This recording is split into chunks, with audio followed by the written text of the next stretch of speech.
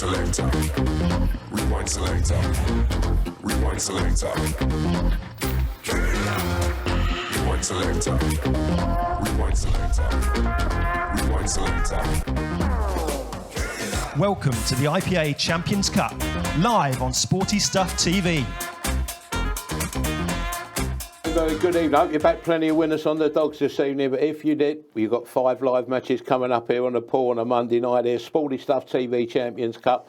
Got with me the best judge in the pool game, my best mate, the pundit, Mark Pitworth. Evening, Marco. Now then, Gary, how are we doing? Yeah, really weekend? good, mate.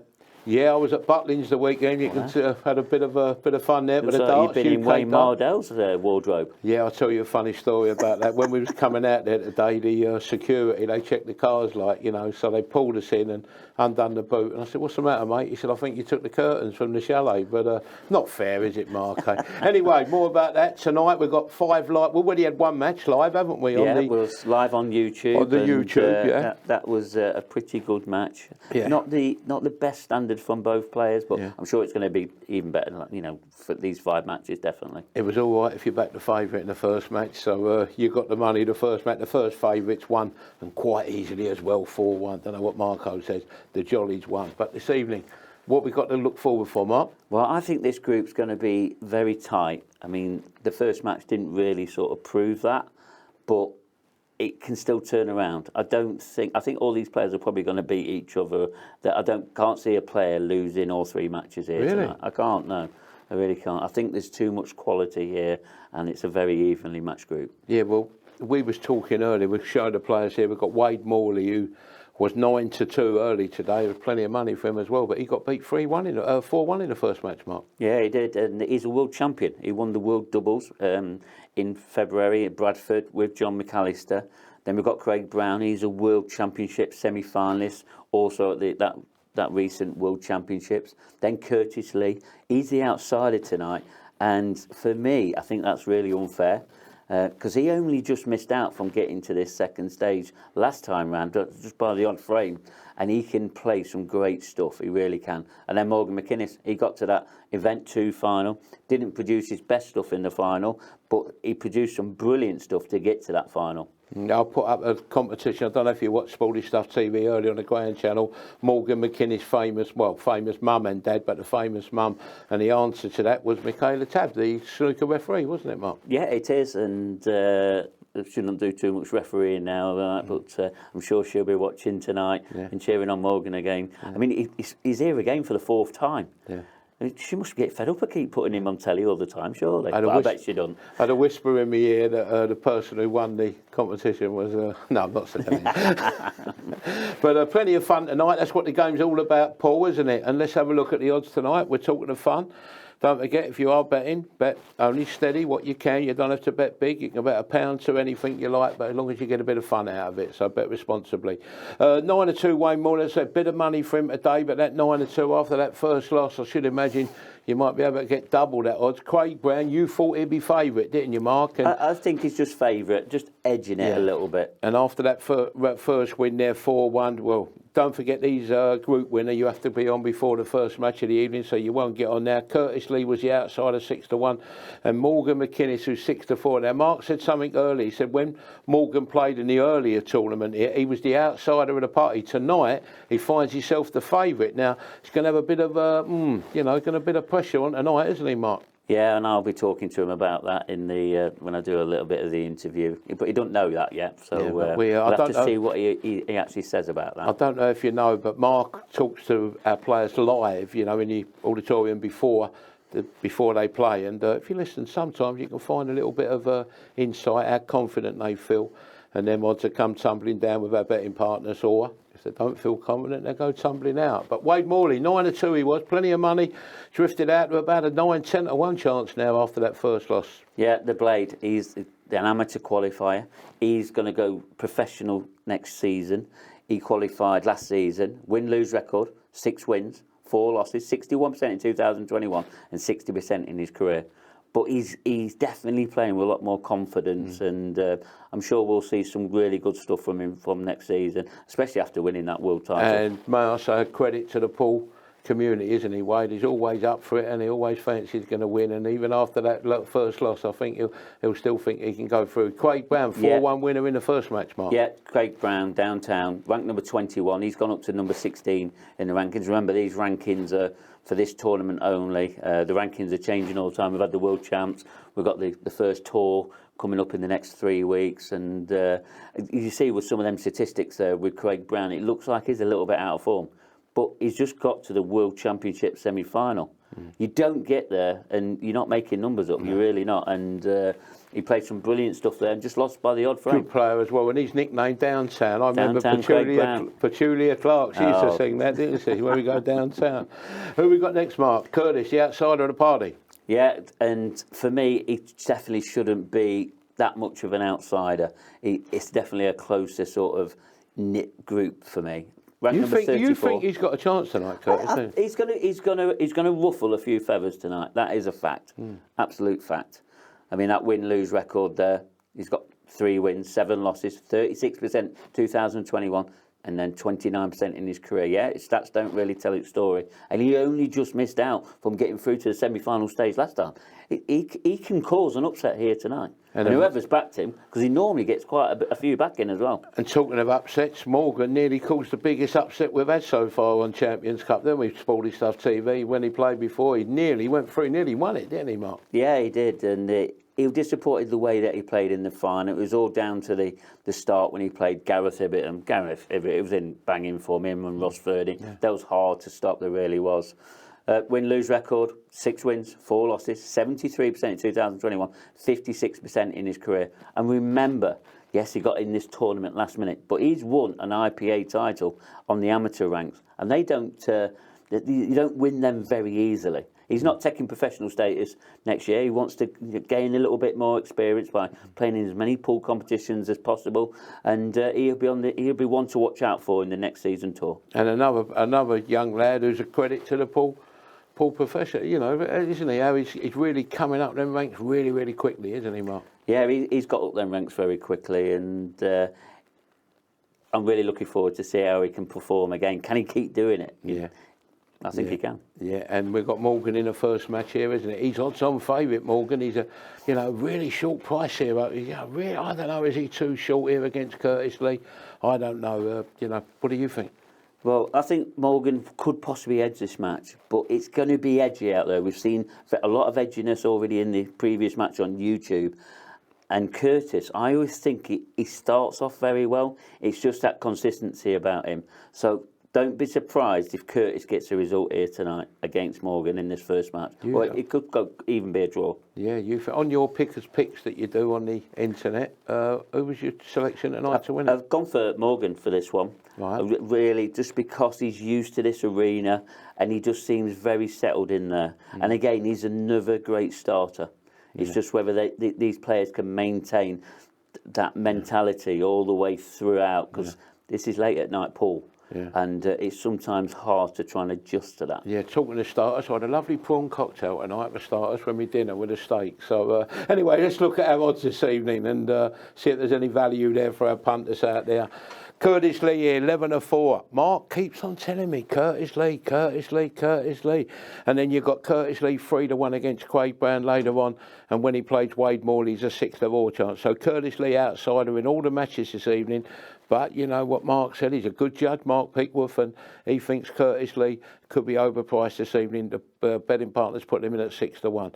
Anyway, Mark's gone live into the auditorium now, and he's going to speak to our 4 players. Over to you, Mark.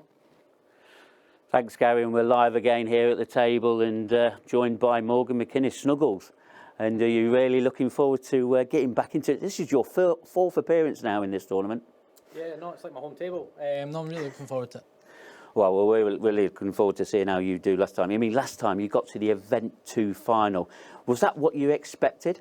Well, no, because you called me at 12 o'clock and I was playing at 9. So I just came down and I just love playing pool. So that's why I came. I've got no expectations, just like tonight. And one of the questions was me and Gary was talking about in the betting office. You was the outsider pretty much all the way through, right up to the Event 2 final. And now you're the actual favourite to win this group. How does that feel now? It doesn't really bother me, to be honest. I mean, I'm the amateur here. These 3 guys are the professionals, so it's all pressure on them. And I've mentioned this is your 4th appearance here.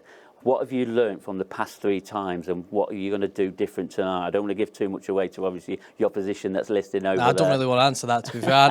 I know how the table plays and how I want to play, so yeah, I'll just keep my inside knowledge to myself. Well, we're all very intrigued to see how you get on, and you're on very next. So you're going to be playing Curtis Lee, and looking forward to that one. So good luck for your first match. Well, there's Morgan Mckinnis. He played some brilliant stuff last time in the event too, and can he, reproduce some of that form? Somebody that wants to stop him is Curtis Lee. Do you think you can stop him from what he did last time? Well, we'll have a go, Mark. I've tried my best. And last time, you only just missed out on getting through to the semi-finals. Is it still a bit of a sore point how you sort of missed out by? Oh, I'm over it now. I'm back here. That's the main. And I remember last time when you played in this Champions Cup last May, and you got quite a bit of backing. I was quite interested. You was telling me a lot of your friends back you in this. Has that happened again tonight? I'm not sure, to be honest. I turned my phone off earlier, so less distractions are better. I'm just here to play pool and enjoy it. So. And I said last time you was the outsider. Again, you're the outsider. But I've said in the betting office to Gary, I don't think you should be that much of an outsider tonight. What do you think about that? It doesn't really bother me, Mark, to be honest. If they want to put me out as the outsider, it's up to them. It's got to prove them wrong, haven't I? Exactly, and I can't wait for you to do that. And hopefully you could do that in your first match. Cheers, thanks. Right, I'll let you get ready for your match, and well done. Right, Curtis Lee, he's going to have a tough match against Morgan Mckinnis, but is he really the outsider tonight? Well, I don't think so. But here he is, downtown Craig Brown. Good start in there. Not your best performance, but Wade let you off, didn't he? Yeah, it was a funny game, I think. I feel like I started all right. The first game, I think I broke and cleared in the first frame. Was it the second frame when I got the bounce out? Yes. Yeah, then that was a bizarre frame, and then I don't know. It seemed to turn into a bit of a battle after that. But I'm happy to get the win after that. And we said in the betting office, me and Gary, you got to a World Championship semi-final. Did you ever think that was ever possible? You've got to keep believing, haven't you? I mean, I feel like I'm capable. I wouldn't be doing it, but did I expect to do it? Not necessarily, but I feel like I've got the game when I'm firing, so why not? And do you think you can now push on and go to another level? That's the plan. I mean, I'm not trying to just play the game to just be part of the crowd, you know. I'm trying to improve all the time, so keep doing that.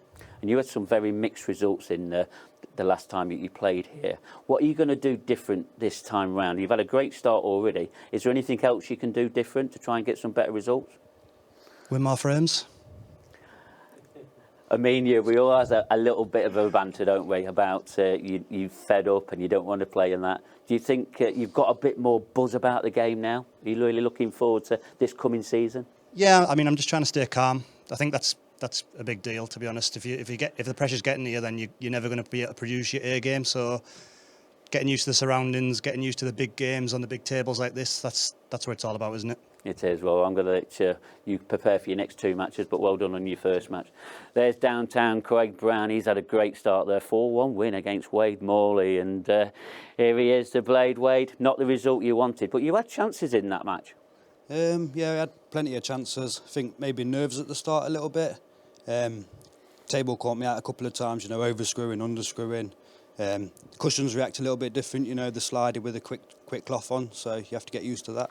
And you've got a world champion title now on your pool CV. How does that feel? It's still not really sunk in yet. It's only half a title though. It's not. It is the doubles, but I never expected to get there ever.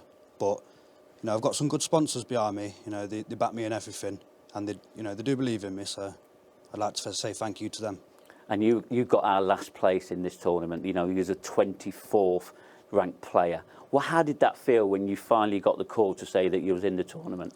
Well, to be honest, with the group of death that I had in the first event, I never thought I'd be able to accumulate enough points to get into this stage of the competition. So when you phoned me, obviously, it was you that phoned me, I was over the moon. Oh, that's great. And then also, next season, you're going to be a professional player. What have you got sort of, aspirations for next season? What do you think you can achieve? Well, over the last couple of years, I've worked hard to get where I am now. So it's now where, you have to work harder so you can go and mix it with the big boys. you know, you only get out what you put in with Paul, so I'm prepared to work harder now. Well, that's a great spirit. I'm going to let you prepare for your next 2 matches. Lost your first one, but you're still not out of it. And No, good luck still for your got next 2 games, yeah. Good luck for your next 2 matches. Thank Well you. done.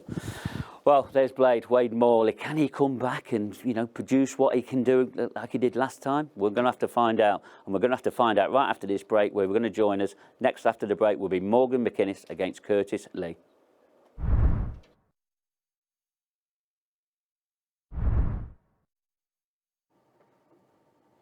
Champions Cup Event 3, Group D match, best of 6 frames. First frame, Curtis Lee to break. Time running. All the Scottish hopes resting squarely on the shoulders of young Morgan Mckinnis. He created a few shock waves in Event 2, didn't he? Getting right to the final. But now, no more shocks expected. He's one of the favorites to get through. So expectations are coming with the talent that this young man possesses. And he's got a very old and mature head on young shoulders. Certainly, every time I hear him speak, you just can't fail to be impressed. And one thing about it, Dan, he's impressed a lot of people. Yeah, he's certainly blown off that underdog tag very quickly indeed. He is a remarkable young player, Morgan Mckinnis. He's got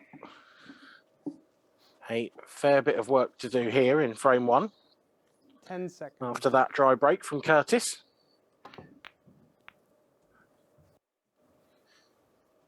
Trying to get everything developed right off the bat. He's brought Curtis back to the table with the unforced mistake.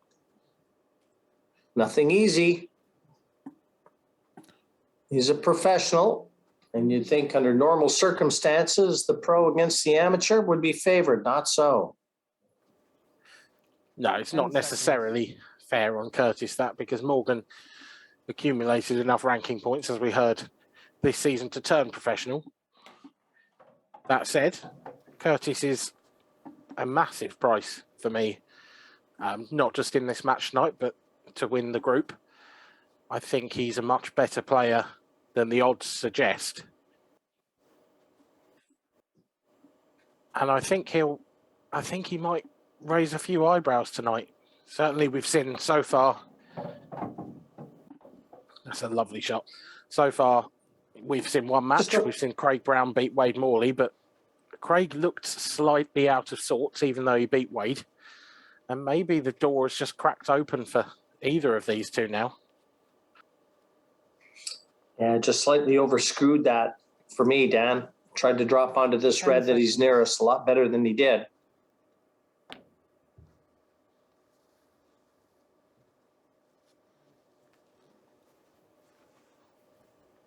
Well, it's not often you see a player chalk his cue as he sits down, but that's what Curtis did there. And he's brought Morgan back to the table. A lot of work to do, though.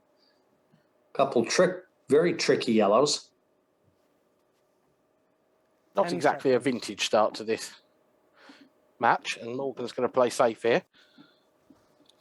He's trying to weld Curtis right in behind that yellow. He hasn't managed it, but he hasn't left anything easy. I think that red to the right of the black will go. He may take that on as a bit of a shot to nothing. If he doesn't get it and he gets the pocket, it's still a good result.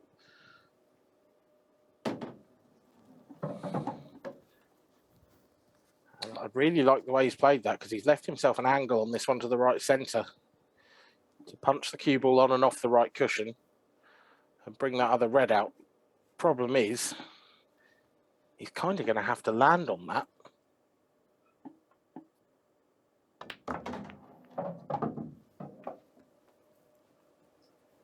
Well, it's close. If he can get through to it, it may pass that yellow into the bottom left corner. And the way he's looking at it tells me it does.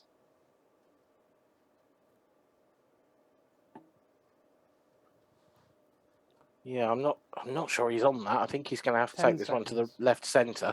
This is tricky. He certainly didn't have a full pocket with how thick he's caught that other red. A less off them for Morgan.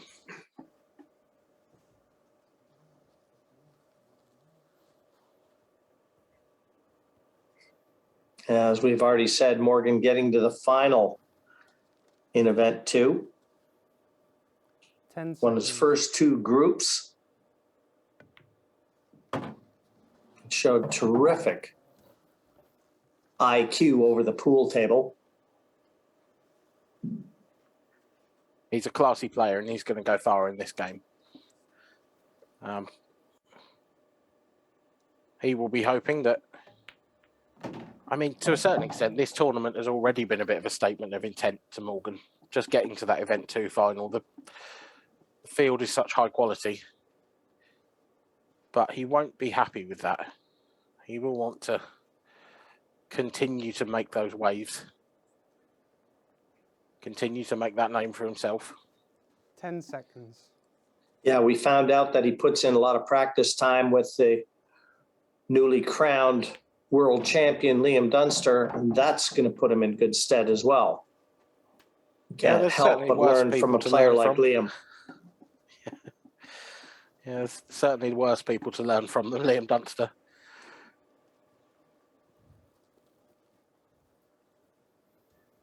If you could bottle a player and 10 sell them, seconds.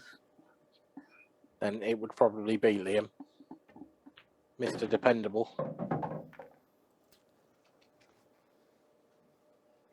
Well, he's left himself hampered, queuing slightly over the red here to try and flick this yellow into the side pocket. And he's made his job a lot tougher. Yeah, he's got to be slightly careful with the cue ball as well. The Extension, table's so fast that if he overhits this by a fraction, he could end up right down in that bottom right corner. Could be behind the black. I just wonder if he could take this on as a plant.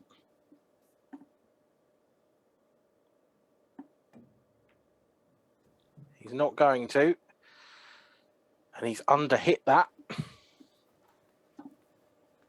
It's not the nicest table for Curtis to come to, but he'll be just happy to be there, to be honest.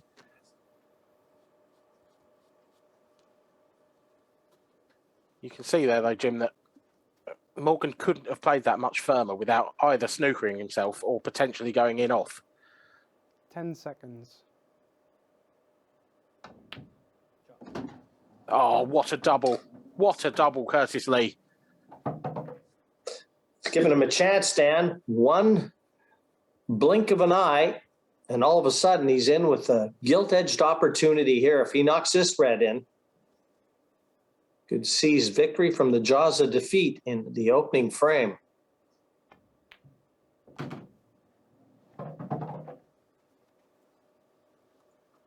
Don't write Curtis Lee off just yet. He might be the outsider in this group, but he is very, very capable.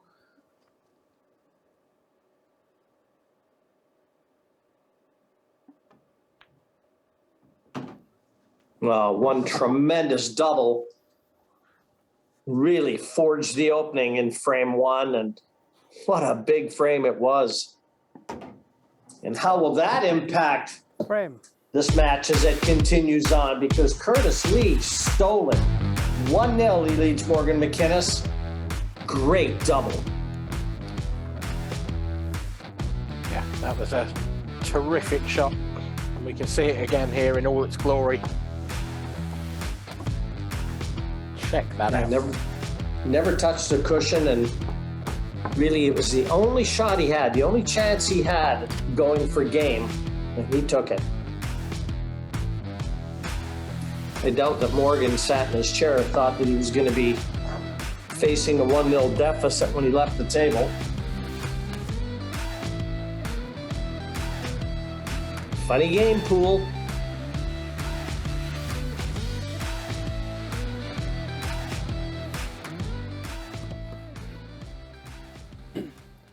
Frame Morgan 2. Mckinnis would have gone back to his Morgan seat McKinnis after break. he missed that 2-1 ball, frame thinking to he was 0. probably still going to win that Time frame. Curtis Lee proved him wrong. Chance to make amends right here.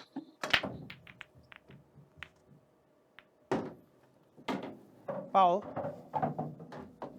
Yeah, this is not the sort of start that the young Scot wanted. Free shot. 1 visit. Looked like it hit the jaw of the side. Time And running. off that jaw, just into the corner pocket. A big opportunity now for Curtis Lee. We call him the grinder. 30 years of age. 10 seconds. Extension, please. Extension, please. And in this, could have got, well, we saw from some of the betting partners as much as 13-2 if you fancied Curtis to win the group. Yeah, crazy price. Crazy high price. Been around a long time, Curtis. Been in and out of the professional ranks. Took a bit of a sabbatical, if you like, at one stage. And although he's sort of flattered to deceive, really. He's never made the real business end of any tournaments. He's one of those players who you feel is always just that one good tournament away from really announcing himself to the pool world. And you never know, tonight could be the start of that.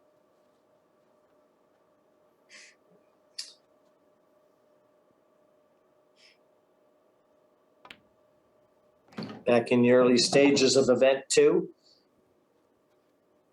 when I saw Curtis play, he won 2 matches of his 3, didn't get through the group. Craig Marsh ended up winning the group he was in, but he was a threat.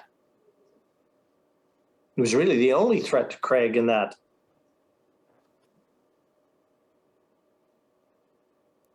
Ten seconds.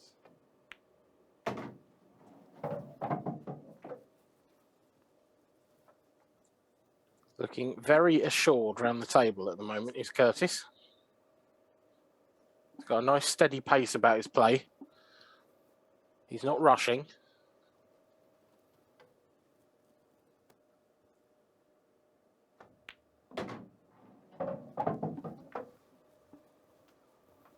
That one's a little under. Yeah, it took the words out of my mouth there, Dan. Just a little short of what would have been ideal position now. So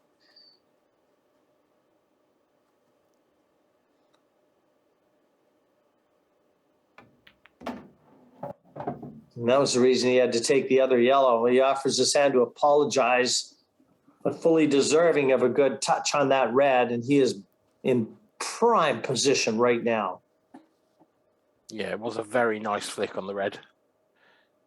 That could have gone horribly wrong for Curtis Lee. But look at that, it's left himself the perfect angle. Just to top the cue ball through, leave a simple black for a 2-0 lead.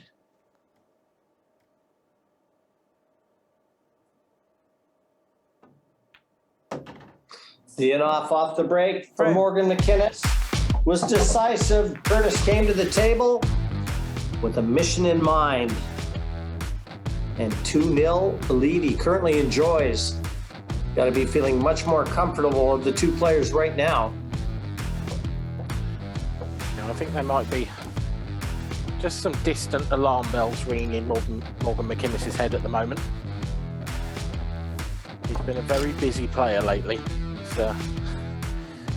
He's done a lot of travelling. I've seen his social media. He's been up and down the country, playing in various events. And he won't see that as any kind of excuse. He'll be giving this his full attention. Yeah, when you're traveling all around the country at his age, it's a picnic. When you're traveling around the country at my age, it's an endurance test. I think I'm somewhere in between the two, and I'm starting to feel more like you than Morgan, Jim. Leading 2 frames to 0. Time running.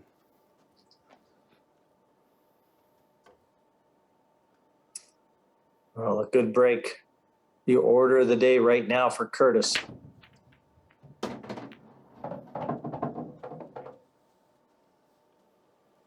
Interesting. Yeah, he's got it working. A little bit of the Craig Brown that we saw in the first match there. That's not a powerful break. He hasn't put anything like his full power into that, Curtis. He's just really stroked it. But look at the way the Reds have come out. They're glorious. 10 seconds.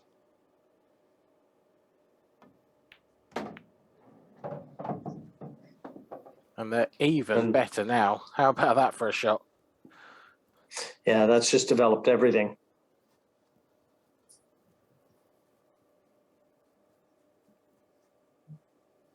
He's got a number of reds here that he could select. Just depends on how he sees the pattern to remove 10 them. seconds. Yeah, there's an extent to which you could go along with a marker pen and write a number on each of the reds now. Well, certainly before that last shot. And he'd have taken them out in any order you wanted. His pattern's a little more set now. I think the red above the cue 10 ball, seconds. that'll be his last Attention, one. please. That affords lovely position on the black.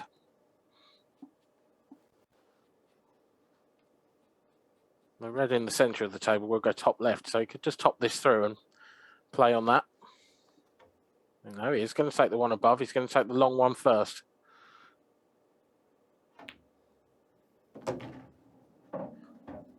It's not the greatest piece of cue ball control in the world. Didn't want to be on the cushion for this next one.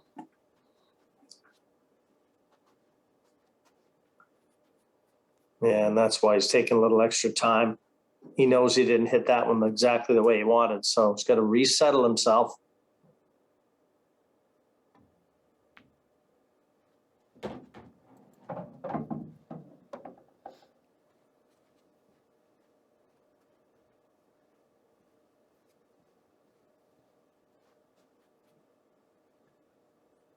Key positional shot coming up.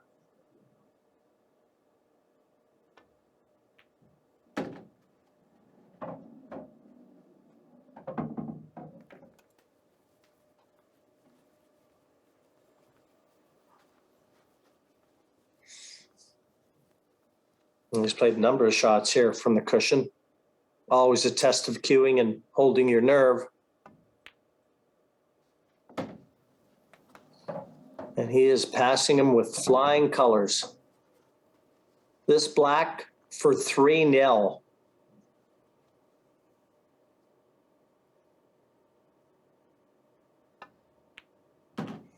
Well, our pundit, Mark Pickworth, said that Curtis Lee would be ruffling a few feathers. And isn't he just? He looks in terrific form. 3-0. He now leads Morgan Mckinnis.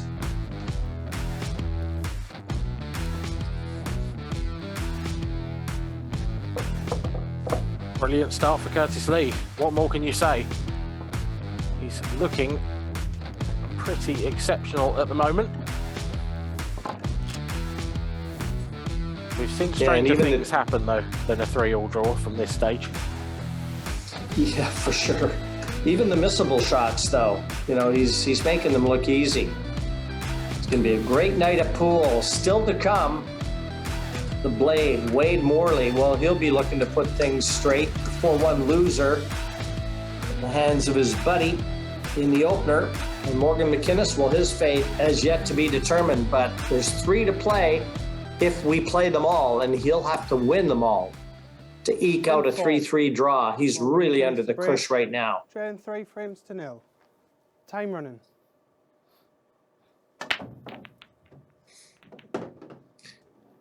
Yeah, there was just a little bit more oomph in that break. He crunched these. That cue ball got close again, though, Jim. Somehow stayed out of the centre pocket. Great chance, though. Pick a colour, any colour, to be honest. 10 seconds.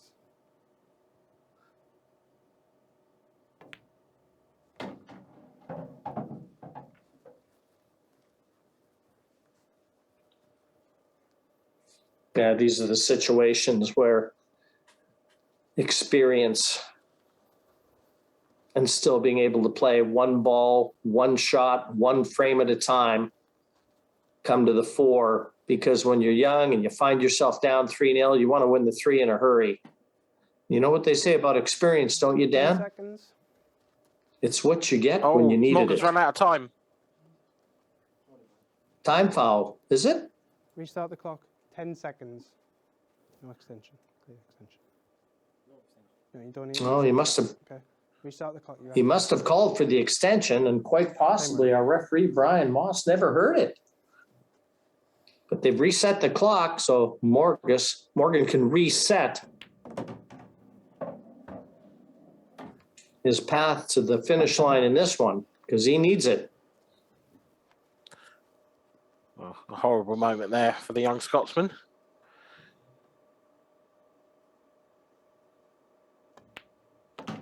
But he's Well, it still certainly at the could have been. table. Yeah, absolutely.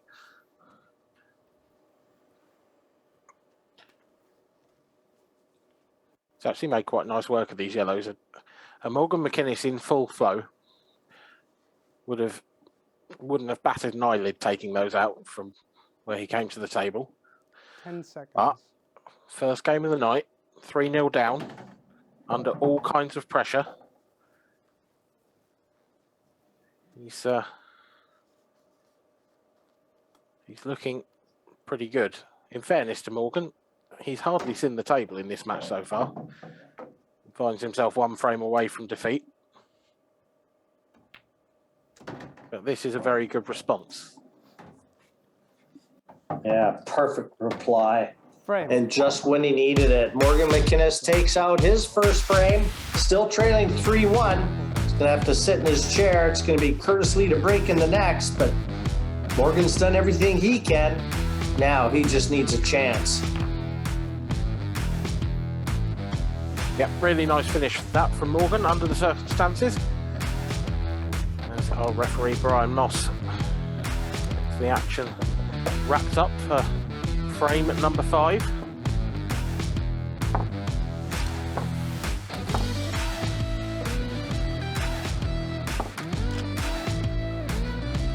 I wonder if Curtis will employ a controlled break again. Table's been breaking pretty soft, really. We've seen it in some matches where you couldn't buy a ball off the break. Here, looks to be a little bit more sympathetic. Frame 5. Curtis Lee to break. Leading 3 frames to 1. Time running.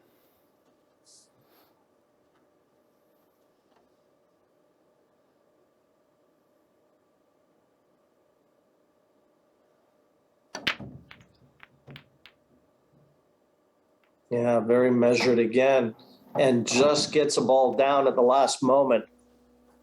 And thankfully, because they look pretty good. He's certainly relying on technique more than power with that break. It's all about timing, the way he's hitting the ball. But you can't deny, certainly 2 out of 3 so far, it's 10 worked for him. seconds. Extension, please. Last time it left him a glorious chance on one colour and one slightly awkward colour. This time it's left 2 slightly awkward colours. I think he's going to have to take reds because of that red closest to the bottom right corner.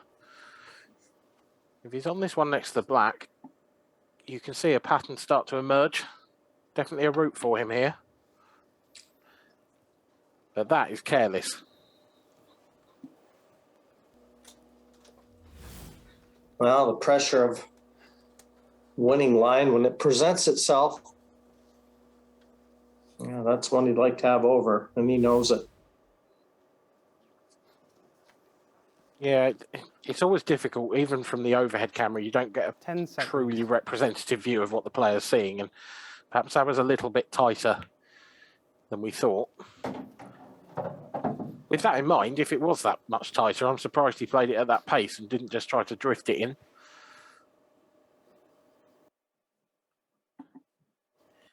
Now, what can Morgan do here? Does this red pass that yellow to the top right? If not, will he just cover the pocket? If he got the cover, he'd have huge control in 10 this frame. seconds.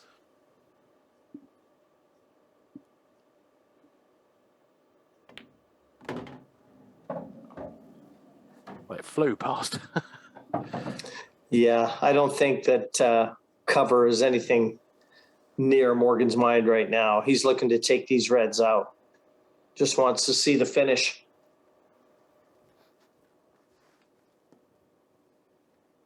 And he would break in the next if he can 10 force seconds. another frame.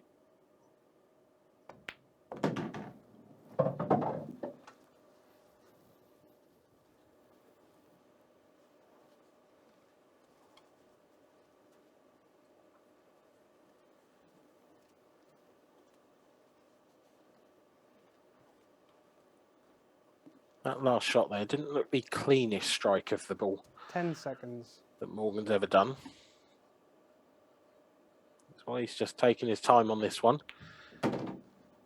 Slight reroute. But that's perfection. That's a wonderful shot. Now just get that cue ball back up for that red in the middle of the table. And he can settle into his break.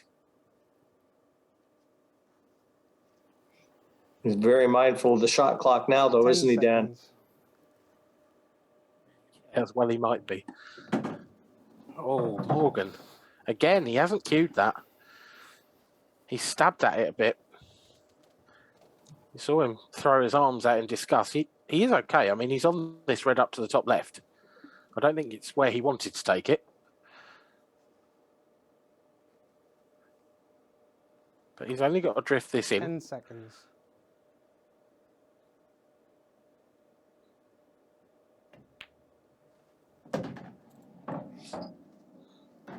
Well, chalk up that break cue.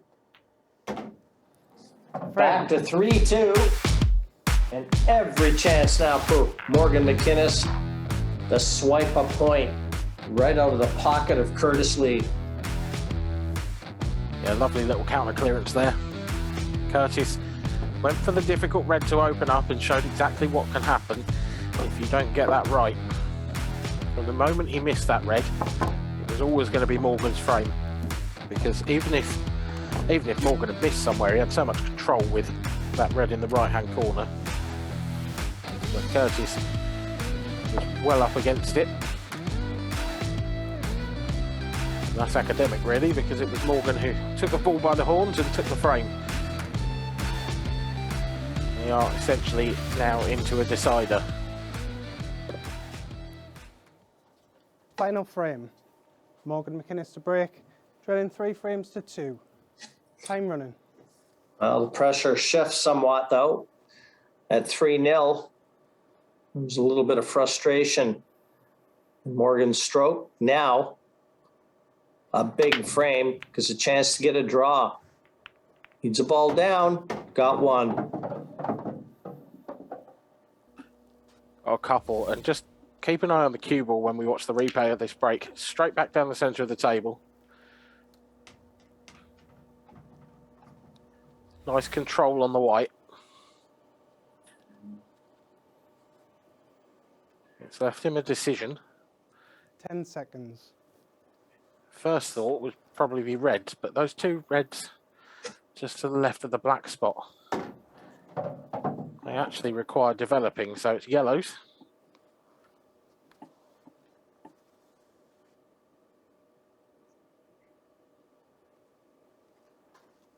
He knows at some point he's got to get up top for that yellow at the top of the table as we look. Extension, please. Yep, just a few minutes ago, Morgan Mckinnis, as you said, Jim, was in a situation where the pressure was off. He was 3-0 down.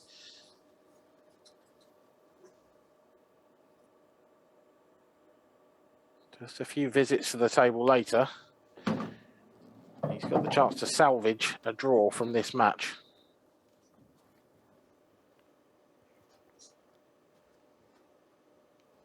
You know, with the black at the top of the table, too.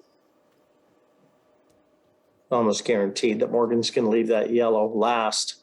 And why not? 10 seconds.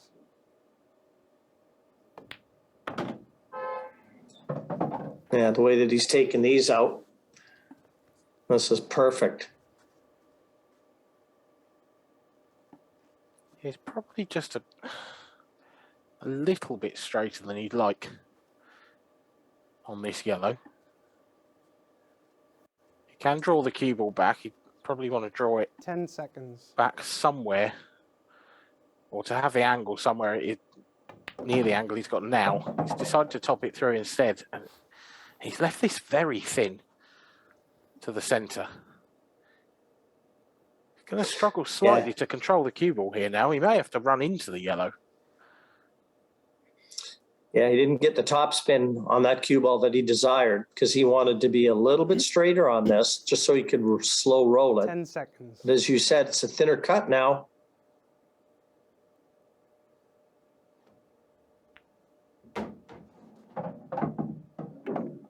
Oh, that's disaster.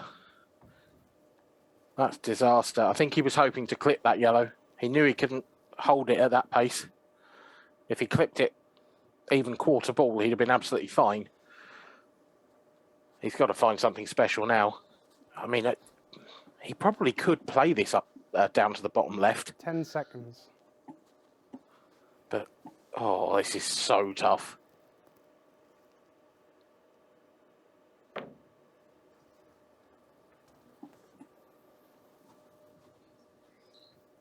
Massive let off. It's amazing, isn't it? Just one lax positional shot and you dig yourself a hole. Now he needs a mistake from Curtis Lee. You know, I mentioned those two reds when I was talking about Morgan's choice of colour. They need developing, or he needs to land nicely on one to the left centre. Total snooker.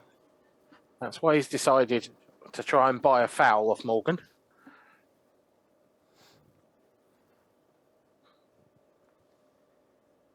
No, a bit like in Morgan's our looking first at that.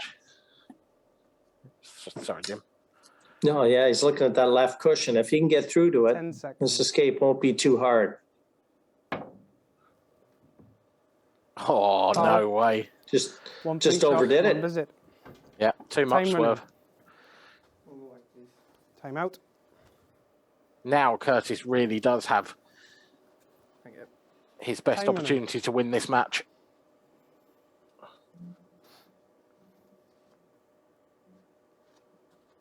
I think he's going to pot the yellow and just break out the two reds in the same shot. Got to be careful not to miss the reds.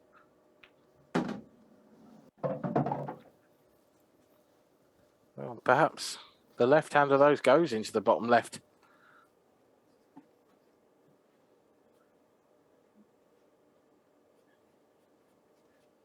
If it doesn't, then I'm really surprised at that shot. And I think the way he's played that, it has to.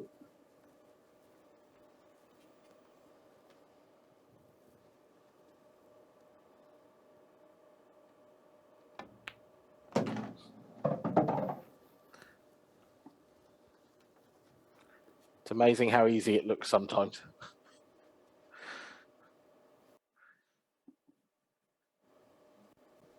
But now the door is well and truly open for Curtis Lee.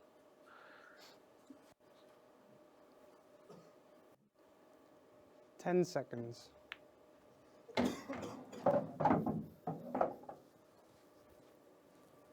He's certainly taking no notice of his underdog tag, Jim. Not at all.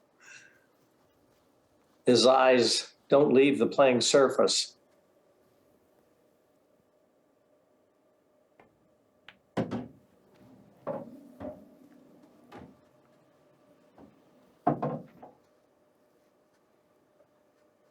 Really, I thought Morgan was going to come back and draw this. I was surprised he topped through that, what turned out to be fatal positional shot. I thought he'd screw it back.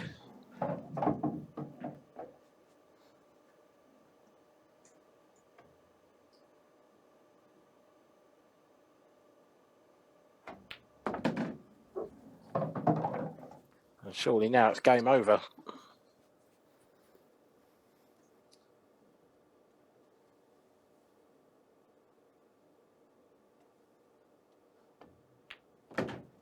Curtis Lee survives the Morgan Mckinnis fight back. It's a 4-2 win for the man they call the grinder. So he's going to head into the practice room now. Morgan Mckinnis will stay out and he'll oppose Wade Morley next. But a turn up for the pundits right now.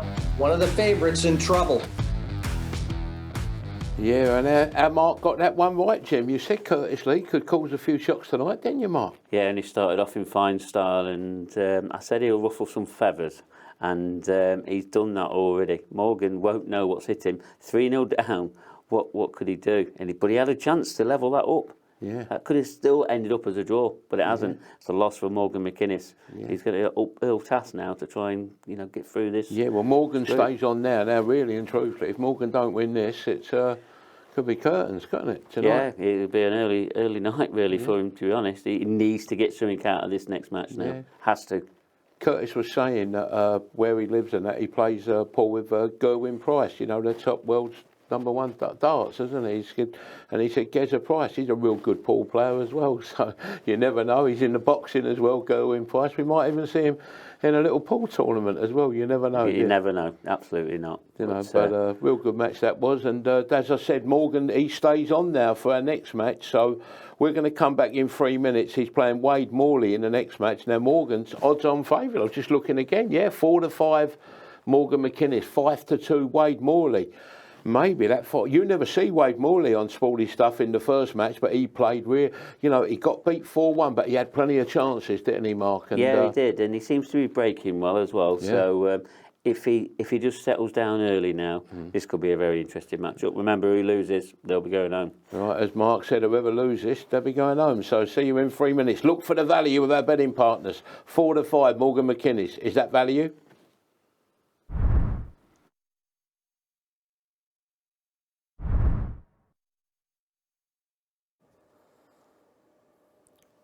Champions Cup Event 3, Group D match, best of 6 frames. First frame, Wade Morley to break. Time running. A huge match right now for young Morgan Mckinnis against the blade, Wade Morley. Both players have lost their openers, and I suppose it's as big a match for Wade as it is as well. Just that Morgan's had the chance to stay on the table, so has to be feeling slightly more comfortable. Yeah, whichever way you swing it, Jim, this is must-win territory for both these players.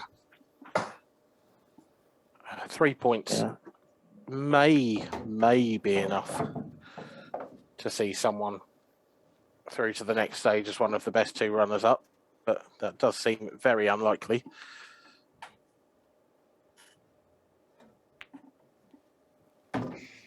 Yeah, I always fancy the player in some regards, just especially after coming off a loss, you get to stay on the table and put things right. You just feel like they've got to be in a better frame of mind. Wade lost to Craig and he had to sit back and watch this match, knowing he's got to come out and win.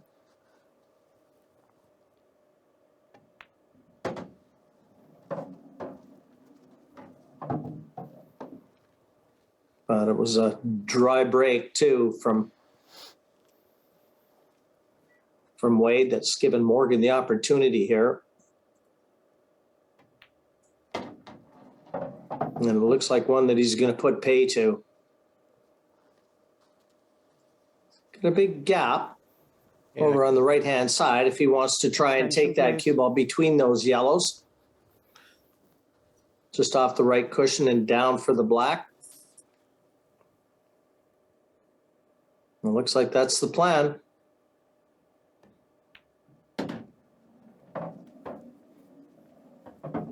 A little closer to the side cushion than he would have liked. And this is a very testy black in a must-win match. What a shot. What a shot. Right. Knocked it in like it was over the pocket. 1-0 Morgan Mckinnis on Wade Morley's break. Morgan will break in the next. Wade's going to have to wait for a chance, and it'll only be a matter of time whether or not Morgan Mckinnis is even going to give him that opportunity. Dan, that was a very nice clearance. It was, yep. Absolutely perfect, really, from Morgan. He had the cue ball on a string there, which wasn't something that you could necessarily have accused him of in game 1. A couple of times he underhit. So now that he's perhaps gotten used to the table a little more, Wade might start looking over his shoulder a little. But it's Morgan who's doing all the front running at the moment. Yeah, I thought that Wade was a little unlucky in his match against Craig Brown. from Morgan in losing Frame his two. match. Well, he had the opportunity, McKinnis to especially in the last, to Leading get a 1 frame to draw. 0. Just Time a running. little wayward with the cue ball, as you noted, Dan, and that was what cost him that match. You can erase all those memories right here.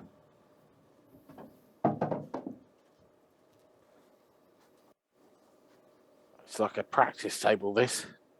All the reds have got one side, all the yellows the other. Everything's in open play. Honestly, I'm almost tempted to chalk this up as 2-0 on my scorecard, Jim. This is... 10 seconds.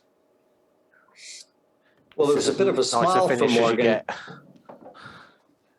little bit of a smile from Morgan just before he set out to try and take out these colors. Or possibly he might have agreed with you and just thought, this is the way I'd throw them out if I was practicing. I don't think he would put them out like this if he was practicing. They're too easy for him. Of course, the pressure of a match is actually a different animal. He's slightly overrun that. Just the fact that he's gone yellows here means that the black is a little isolated. That is obviously the key shot now, is getting nicely on that. It's easy enough to get the cue ball over to the left-hand side somewhere near that cushion and leave yourself a shot at the black. But when you have a table that looks this simple, you have to make sure that you get close to it. You need to make that black unmissable. And the cue ball's going to be doing some travelling from the last yellow down to that black. It's not quite over yet. 10 seconds.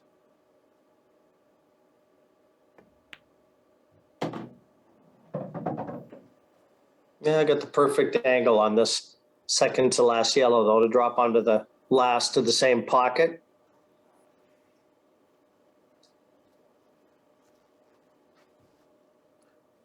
He has, but he's got to be very careful with the cue ball. He doesn't want an angle where the cue ball's running over to the right-hand side of the table.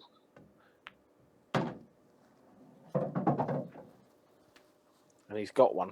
So now there's some serious travelling for this cue ball to do.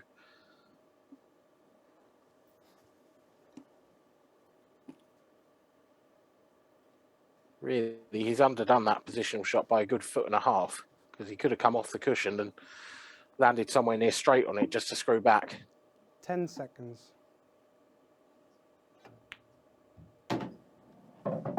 Got to get by the red. Oh, no. Nope. That's brutal. You know, position has not been Morgan Mckinnis's friend. Not in the opening match and not in this frame. It's caught him out yet again. Total snooker. It was always the danger. It was the danger right from when he took yellows on. The yellows 10 were the seconds. easier colour set, but Extension, please. there was a good chance on reds as well. And the reds, that red that he's nestling on now, that's the perfect ball to drop on the black.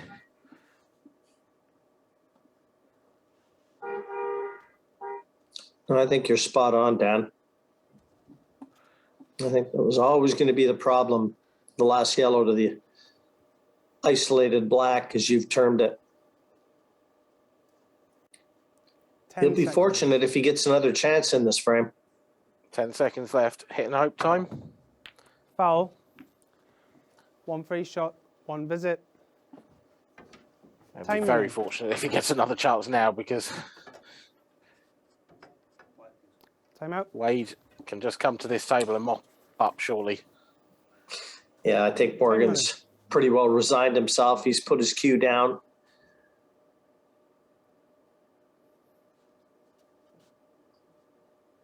And I'm not sure if it was Wade or possibly Curtis that talked about how slick the table was playing with the new cloth. But this is a big opportunity now for Wade Morley.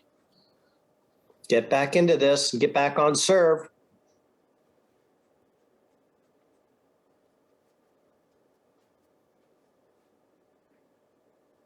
You know, and you wonder where he'd be if not for that horrible miss on the black.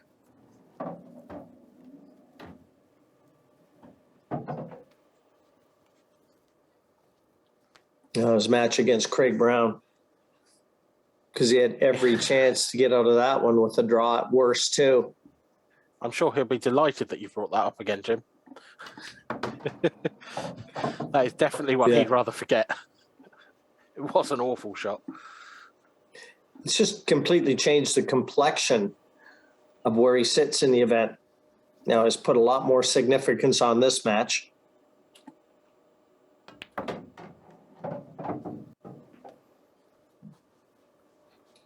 Well, we know what a quality player he is.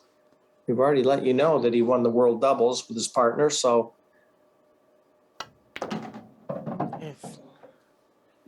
He's gone about this a strange route for me. Leaving those 3 reds till last. They were all sort of getting in one another's way. This is a thin little snick. It's not easy. Nicely controlled, though.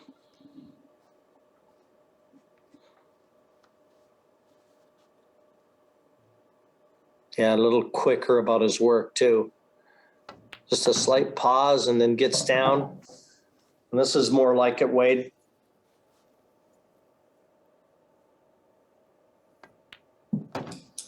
Levels it up. One apiece. Back on serve. Wade will break in the next. Yeah, well, it's exactly what we wanted from a neutral point of view. 1-1 after 2 frames. Both these players battling to stay in the competition. Just having a quick look at the current tables. Actually, at top at the moment of the best second place finishers is JJ Fall with 4 points and a frame difference of 0. So with only 2 groups left to play, if one of these 2 can win both their matches, or both their remaining matches, including this one, and come away with a positive frame difference, they go through to a, they've got a serious chance of going through to the next stage, Frame even if 3. they don't win the group. Wade Morley to break. Scores are tied 1 frame all. Time running.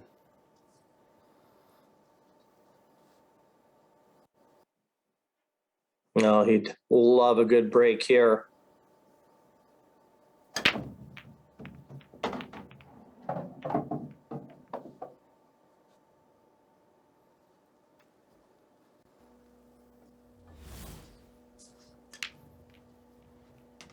It's not bad, Dan, but it's not the easiest lay of the land we've seen.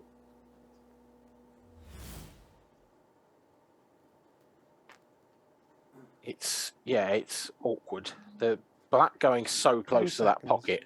Extension, please. He's kind of forced into reds here, because that yellow on the left-hand side, that's really awkward. Doesn't really have a nice starter on yellows, I don't think. But it's that red near the right centre pocket. Obviously, the one pocket that would normally go in is the top right. Certainly no way he's going to be taking that on with the black there. So he may have to leave that as a double.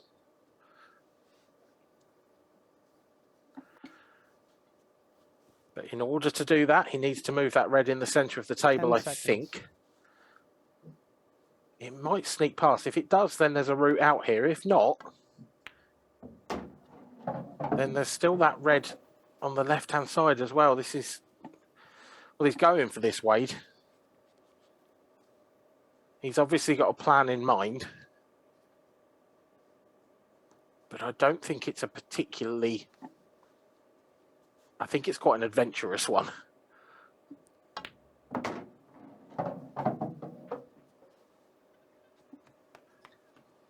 Well, he's on the one difficult, red on the left side if he wants to play it now. Yeah, he's got to. He's got to. It's a really good shot as well to get on that. But I don't see how he can get onto that double from here. So he's going to have to screw up for that double as his last red. He needs to be on that red over the top corner.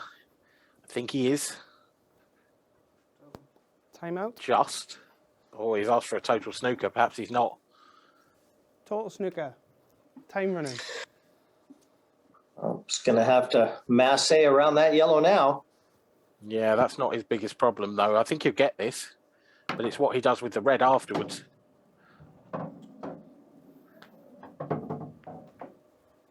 It's a lovely shot, but, well, he's got one choice. He's got a double. It will double to the top left. It will be a wonderful shot if he gets it.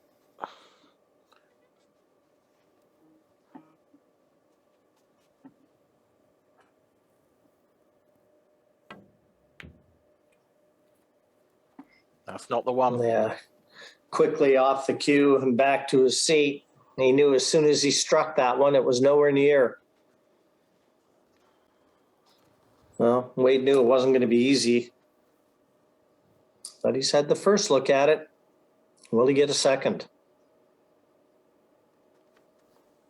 10 seconds. Well, we saw Craig Brown in our first match of the evening, which you can view later on YouTube. He did this to Wade Morley a couple of times. Snooker. He very nearly got punished for it.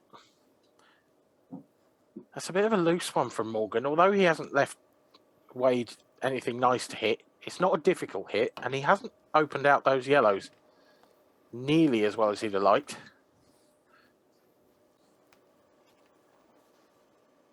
The return from Wade, though, is not much better. He's pushed the red safe. He wanted to come off the top cushion and nudge that out into open play rather than catching it on the way through. 10 seconds.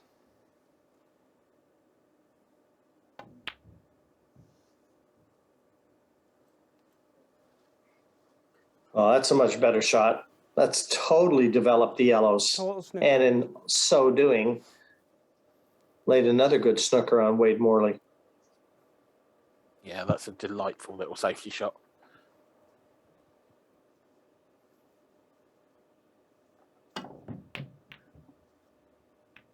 Oh, where's this? Oh my word. Yeah, not much you can say about that. I mean, Wade just put his hand to his head as if to say, are you kidding me? What a gift. Frame. Just an unbelievable fluke red, and Morgan can laugh, but I promise you, he's not real thrilled about how that one unfolded. 2-1 Wade Morley. We say it all the time, though. We say it all the time, don't we, Dan? You tempt fate. This is what can happen. Yeah, but he's played one of the safety shots of the tournament there. The way he developed everything, he left it horrible, unbelievably safe. He left Wade nothing, and he's just smashed it. And it's come off 2 yellows and flown in the bottom left corner. That is ridiculous.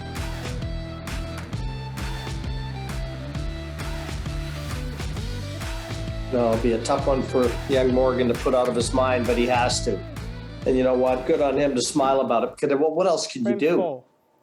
Morgan Mckinnis to break. Trailing 2 frames to 1.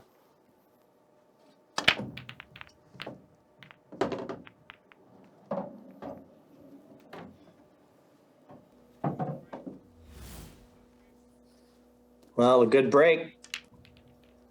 And we'll see if he can get back to level terms fast. That'd be about the best tonic for a nailing Morgan Mckinnis. 10 seconds. Extension, please.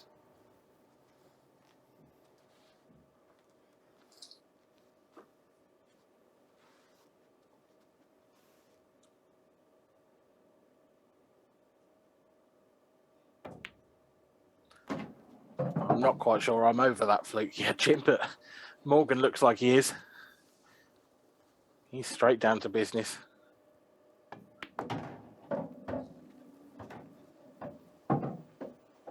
Well, I like the fact that he smiled about it. You know, What no else baggage. can you do, honestly? What else can you do?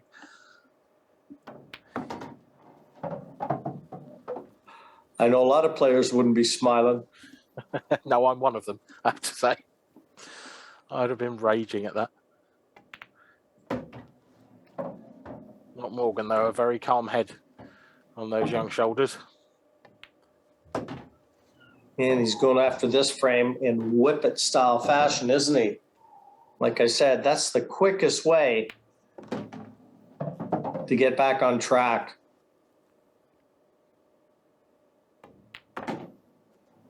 Now you see Morgan like this. At times he makes the game look so easy. And just like that, 2-2. So Mckinnis still in. It's going to be a good one. We know we're going to be treated to 6 frames. Well, it's been an awesome game so far, this one. It's had everything. And that finish from Morgan Mckinnis. Well, certainly a return to the party for him. So we are going the distance in this game. We're 4 frames into a 6-frame match. There will be a decider. A draw doesn't really help either of them. But at 2-2, you can't really back against the draw, Jim.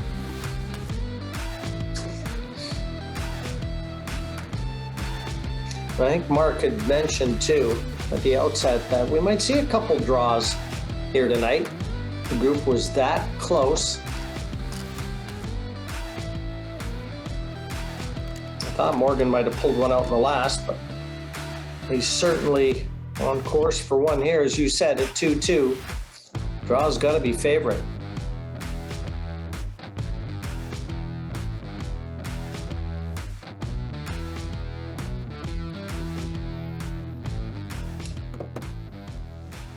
Frame 5. Wade Morley to break. Scores are tied 2 frames all. Time running.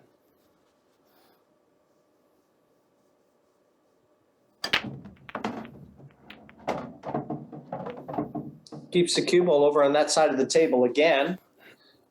And again, enjoys success, but he's bumped that black into an awkward spot.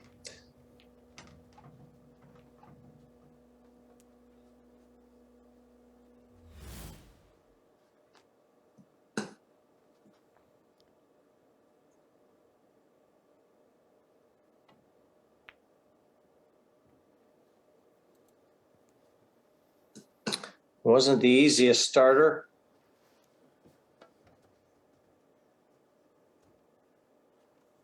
And Morgan still with choice of color.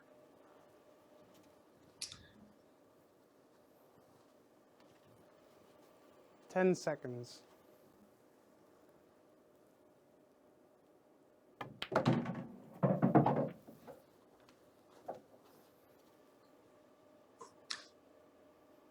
So as they sit, at some point, young Mckinnis is going to have to try and find a yellow that affords him the opportunity to either develop that black or drop onto it for a double. Because it is in very enticing position to play a double to the opposite center.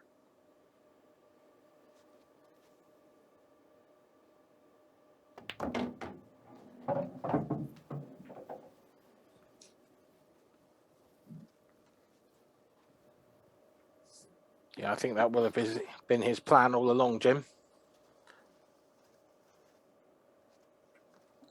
All he's got to do is leave himself a nice angle for it. Make sure he avoids that angle where 10 seconds. you could end up with a double kiss. Extension, please. It's far enough away from the cushion that he doesn't have to worry about too much about that.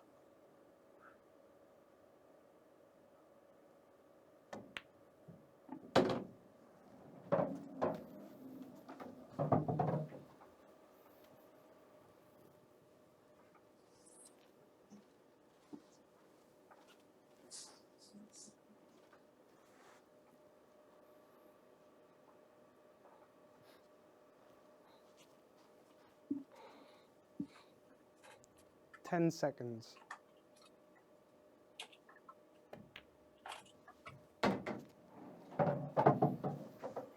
Played that with a little check. Keep the cue ball in the middle of the table. So now he'll look and see exactly where prime position is to play that double on that black. Right about where he was holding the cue would be ideal for me. Yeah, we've seen him under hit a couple. Got to make sure he doesn't do that here.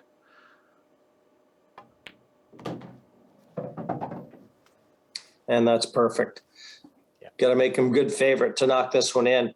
And getting to 3 first, well, he'll feel a lot more comfortable about that too.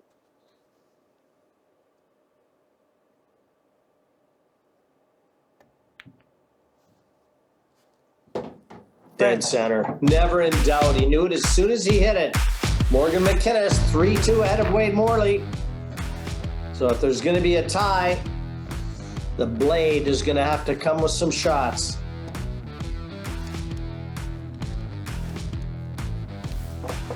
Played perfect position to leave himself the double.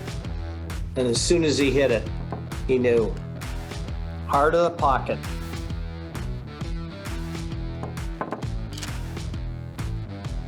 Very nice shot indeed. Very nice clearance indeed from Morgan Mckinnis, and that pretty much means Wade Morley's race is run. Don't think there's a way that he can come back from this and take one of those 2 best runners-up spots. They could be proved wrong, but it's certainly odds against. Morgan Mckinnis, though, he's still well in this competition. Final frame. Morgan Mckinnis to break, leading 3 frames to 2. Time running. Well, winning this frame would go a long way to helping his cause.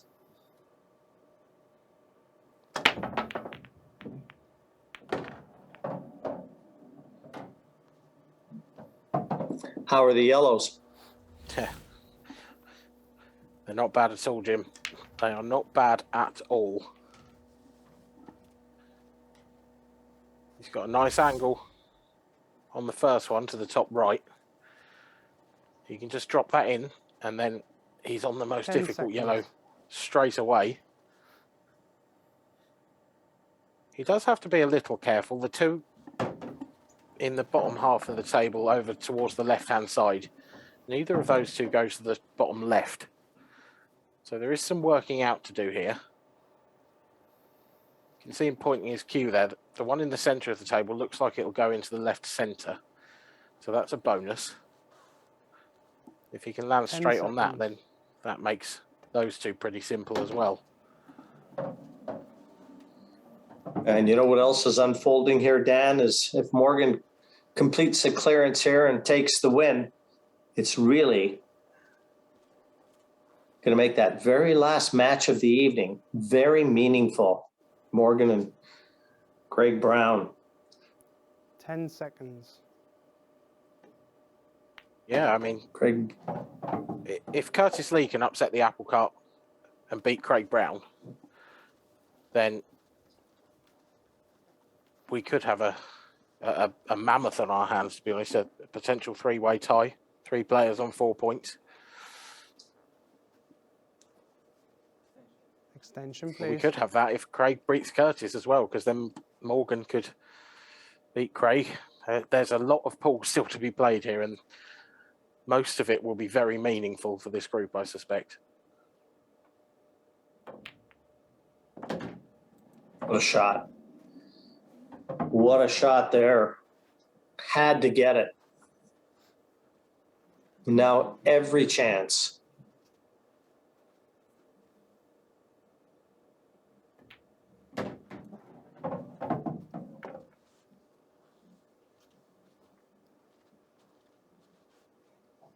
Perfect. Just drop onto the black to the same pocket. This has been some performance from Mckinnis.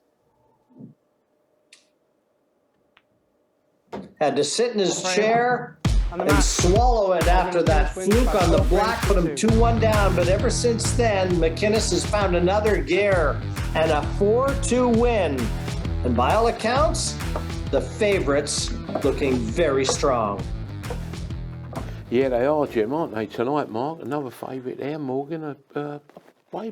Still played well, didn't he? But yeah, he did all right, but he's not been good enough tonight, and he'll look at it back. He'll look back to that, and no doubt he'll bounce back at some point. he's a strong boy, Morgan, isn't he? How he played last time, and he's brought that game with him tonight as well, isn't he? You know, he's in there fighting, isn't he, Mark? But yeah, he is. It just makes me now wonder how much that first match is going to be a really important part of how this group's going to turn out now. Because remember, he's played 2 matches now where these next 2 pair that are on, they've only played 1 match each and they've both won. Yeah, but you said early on tonight you thought the big match of the night would be the finale, didn't you? And still with that thought, yeah? To Yeah, find the winner? absolutely, and we've got all possibilities of what could go off here. Morgan, he can only get to 4 points, where the other two, they've got a chance of getting to 6 points. Will he be hoping for a draw? I think he'd rather it just go to the win, and then it'll be in his own hands to see if he could possibly take one of the runners-up spot. If not, it could be the group winner as well. Yeah, just looking at our next match coming on here, oh, look at this, Craig Brown against the boy who you said was a big price here this evening. But looking at the match here, like Craig Brown going to be odds on again. A lot of odds on chances here tonight. We've already had one turned over, haven't we, Mark? Yeah, we certainly have. And Curtis Lee, he's the man that did it. And he could do this again. He really could. He's a great performer, really loves this stage, can handle the pressure. And Craig Brown, he's going to have his hands full, but we just know what form Craig's in as well. There won't be a lot in this one. This could probably be a draw. Be another draw, he fancies, our Marco. So if you look at our betting partners, 3 minutes, and we'll be back for a match where Mark thinks couldn't it be another draw.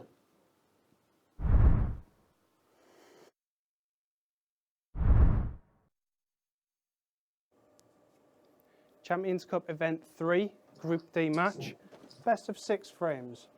First frame, Curtis Lee to break. Time running.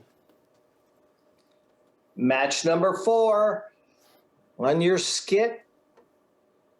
And it's the grinder at the table. Curtis Lee up against downtown Craig Brown. Both with wins in their openers. So a massive chance to take control of the group right here. Persevering with that break as well, Jim. It's so unusual to see a player not hit them. You know, you often see players not hit them at their full pace, but he's playing that like it's just a sort of routine shot. 10 seconds. Extension, And please. to be fair to him, it worked out well in his first game, but it hasn't worked out well in the start of this one. The only good news is that red and yellow that are welded together on the left-hand side, just below the black, because there's nothing really around those. And whichever colour you go for, they need opening up.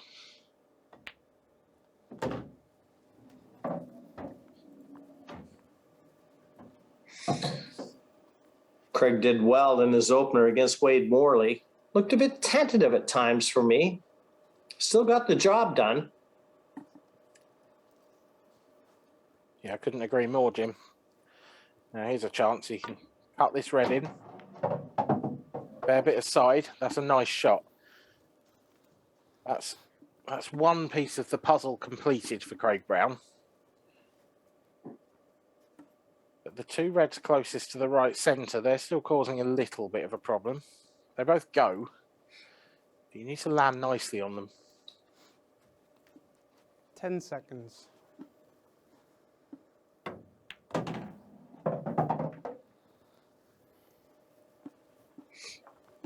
And if you're just joining us, we told you earlier that Craig enjoyed tremendous success at the World Championships recently completed. A beaten semi-finalist, lost just the odd frame to Gareth Hibbett. So a tremendous performance, and he's trying to carry that through here.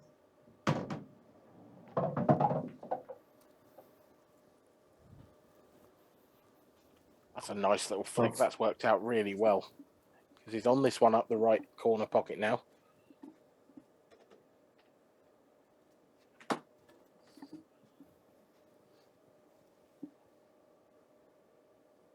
Slightly awkward bridging.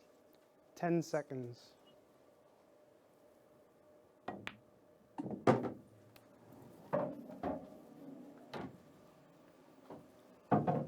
And a little grimace there because he's just overscrewed that. He's running away from this last red now. He should be able to drop this in dead weight.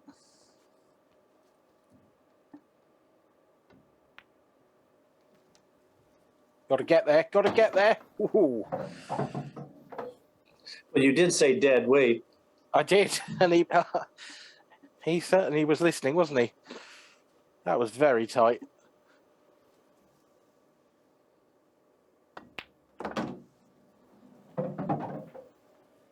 No, this will be some kind of effort. And what a way. It's a little bit reminiscent of how he started against Wade Morley, isn't it? Took the What words about out of my that mouth, for a Jim. clearance? Frame. Yeah, you took the words What out of my about mouth. that? He started that Wade Morley match with an excellent finish, and he's just done exactly the same to Curtis Lee. Now, can he push on from here? Because that was what he failed to do for me in the Wade match.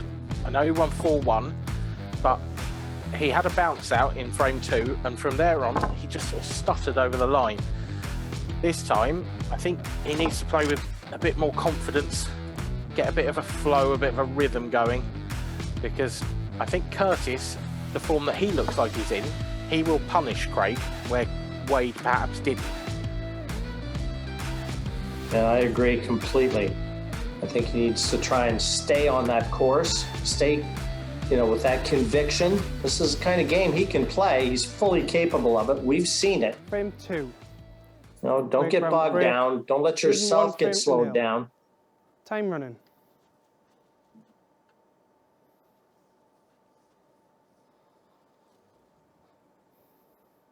But that was a great clearance.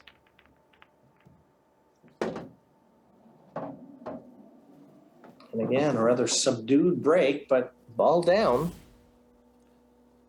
Yeah, these two With certainly aren't everything.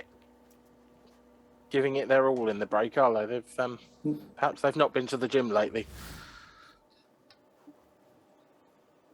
It's a little more Everything is kind of understandable. everything gathered around that left center, hasn't it? 10 seconds.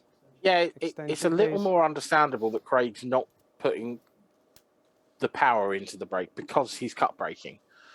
You quite often see a player who's cut breaking go more for timing than power. Curtis's is very unusual in that he's going for the front ball break, but he's going for it at sort of not even cut break pace, honestly. He's just queuing through the ball. And he's obviously had some practice time. He's obviously worked out that that's the break he's going to use. But it is unusual to see. I like that first shot from Craig, though. He's left himself a great angle here. 10 seconds. He can knock this yellow into the left centre. He's not going to. I thought he'd knock the yellow into the left centre and then screw in, into the cushion and knock that other yellow away. Does have an angle to do that here as well. If he hits that yellow on the left-hand side full ball, then the yellow nearest the black spot will go into the bottom right. So if he can leave the 10 cue ball seconds. around there somewhere so that he's on that, that makes this clearance a lot easier. A little bit more pace in that would have been ideal too. Yellow still is going to be a problem. Yeah, I think he had to guarantee he was going to catch that yellow fuller than that. He has now caused himself a big problem. He may choose to just 10 seconds. shut up shop here and take that pocket.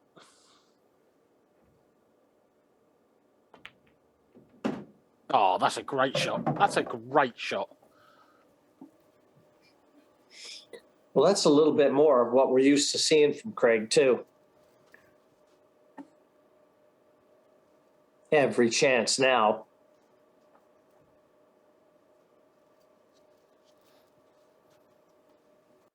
Ten seconds.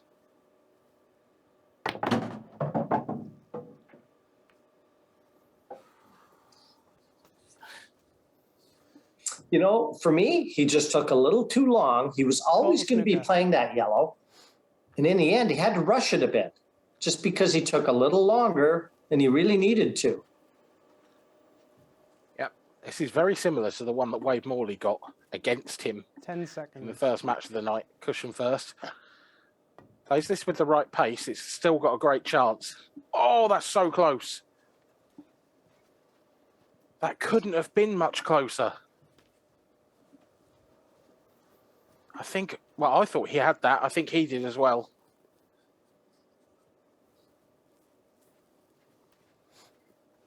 Curtis is motoring around the table. He's had a few looks from both angles. 10 seconds.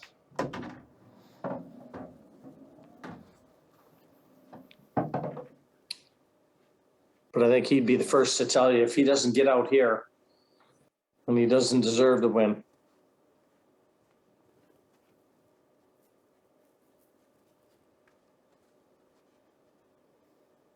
Yeah, he'd certainly expect to 10 finish seconds. these every day of the week. I think you're right, though, Jim. I think Craig just slowed down at the vital moment in this finish. He'd pretty much done all the hard work. And then, yeah, perhaps the shot clock got to him a little. 10 seconds. All these players, they have support up and down the country, but Curtis Lee, well, he's got the benefit of having his partner, Leslie Hawkins, watching him in the practice area.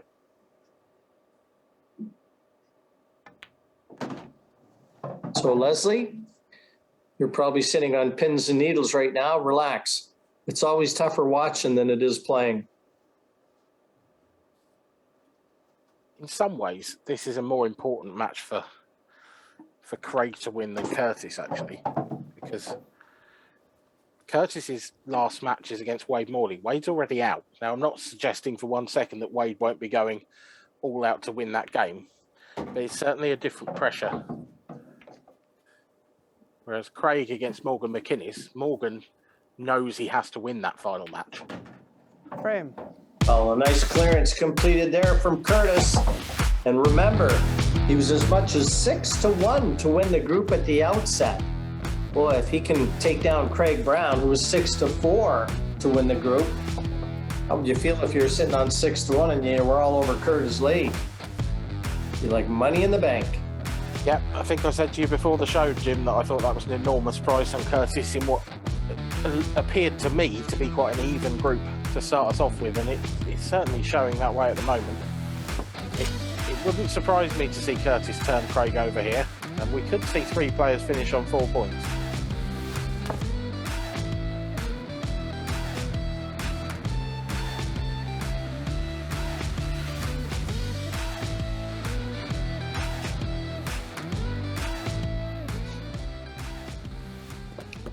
Everything possible. Frame 3. Curtis Lee to break. Scores are tied 1 frame all. Time running.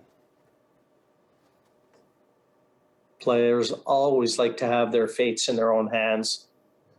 Doesn't always happen when you're playing a lot of these round robin type formats.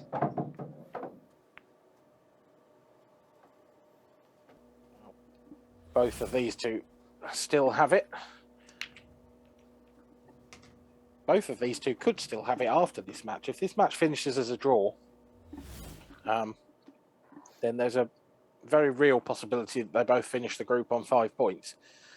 And that would 10 pretty seconds. much guarantee both of them Attention, please. going through to the next phase.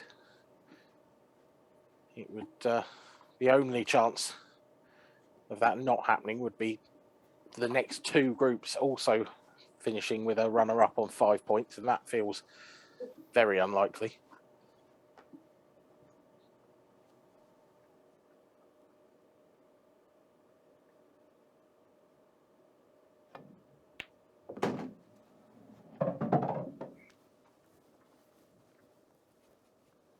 Good opener, that one from Curtis. Now, just about controlling that white. We say it all the time.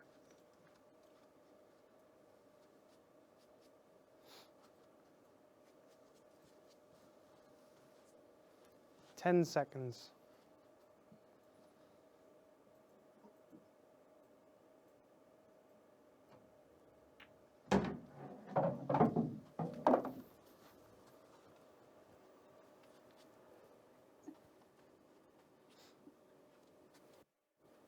Doesn't look entirely happy with that.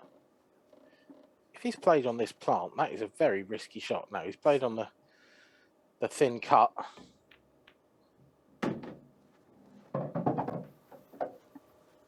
That's not gone well.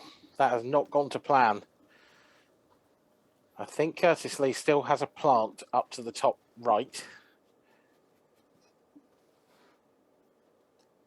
But he left himself far too thin on that previous shot. Does this cut into the centre? Oh, it does, you know. Where's the cue ball? Don't breathe. Nobody move.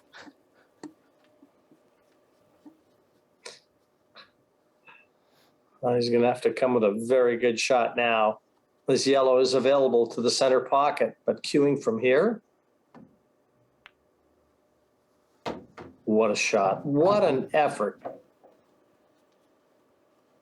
Boy, if he takes this out. It's not getting any easier, Jim. I think he can cut this down to the bottom right, but how does he keep the cue ball on a leash to stay on the next one? Can he run it into the red? He can. Is he on this?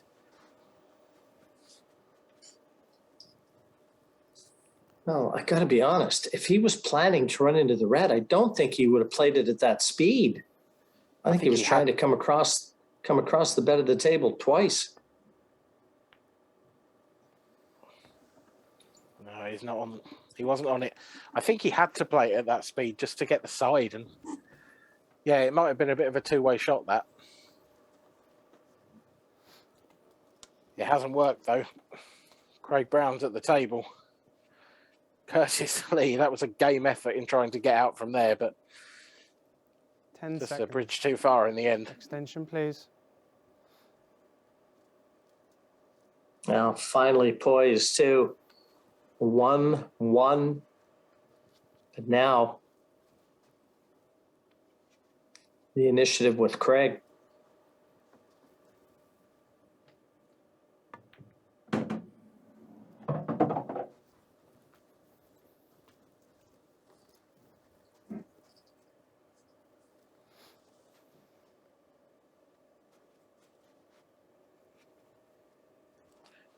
This is the sort of situation where we spoke about Craig in the very first game, moving around the table a lot, double checking everything. He's got to be careful not to let that behaviour creep back in again.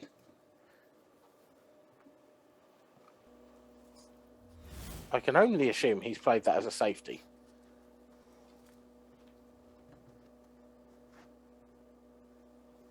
It's not the best. Can Curtis see this? No.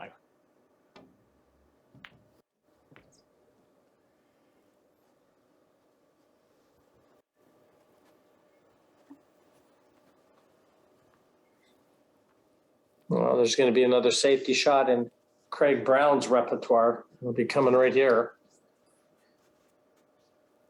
He's got nothing with which to attack.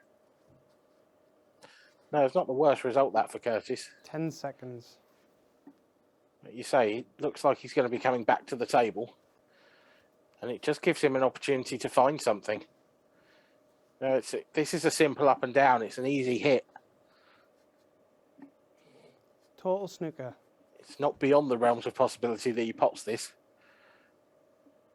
Be a terrific shot if he does, though.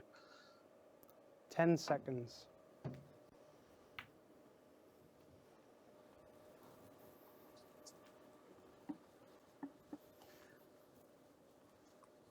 It's a good effort.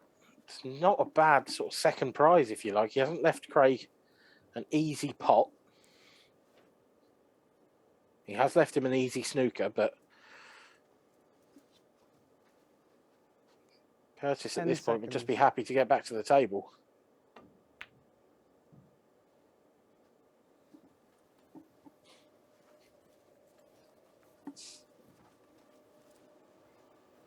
Well, he's thrown his cue at another one.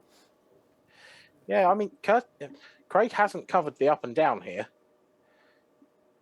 Curtis can just slam the cue ball into the bottom cushion, back into the yellow. Foul. Oh, we didn't get the side on it. That's curtains, I'm afraid. One free shot, one visit. Time running.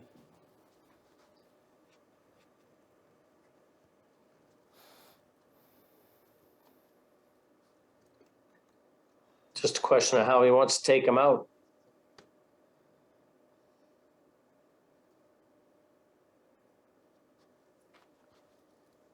Ten seconds.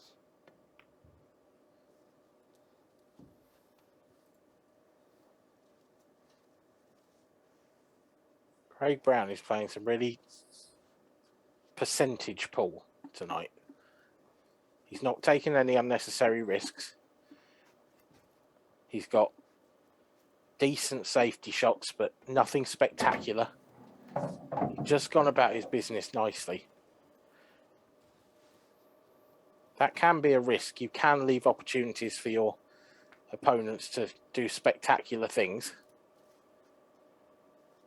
But if you're playing the percentages and that's the way you've chosen to play the game, and that's your game plan, I have to say, so far, he's carrying it out very well.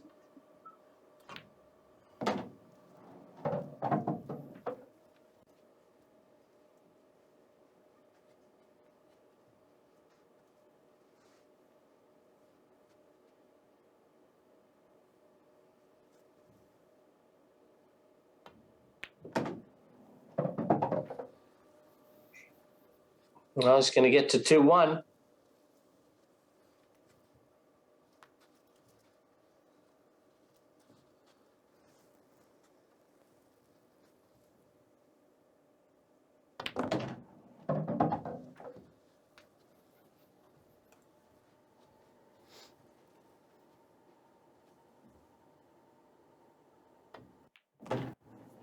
Confirmed. Craig Brown, 2-1 ahead of Curtis Lee.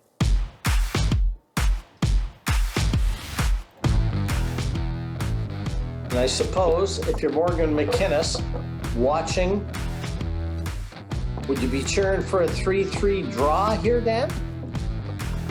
To be honest, I don't think Morgan will care all that much.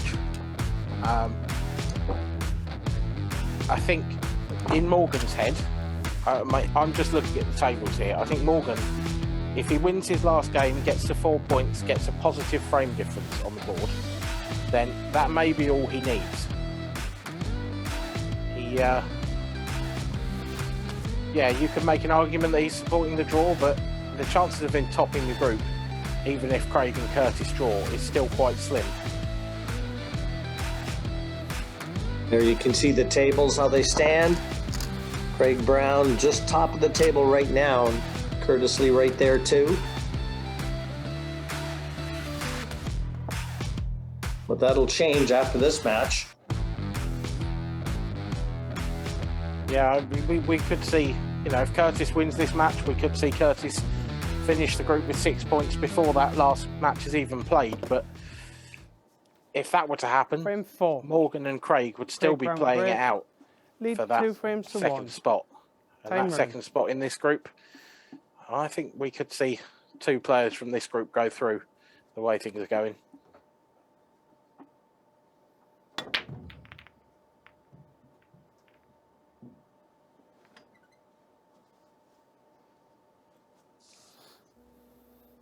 Well, nothing down that time.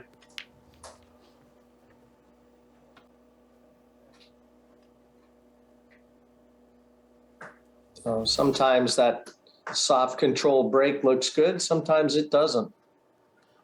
How aggressive is Curtis Lee feeling? Because 10 seconds. These yellows are all there. If he starts off with the plant, or even takes it as his second shot, the 2 yellows down to the bottom left, you can really see the table open up for him.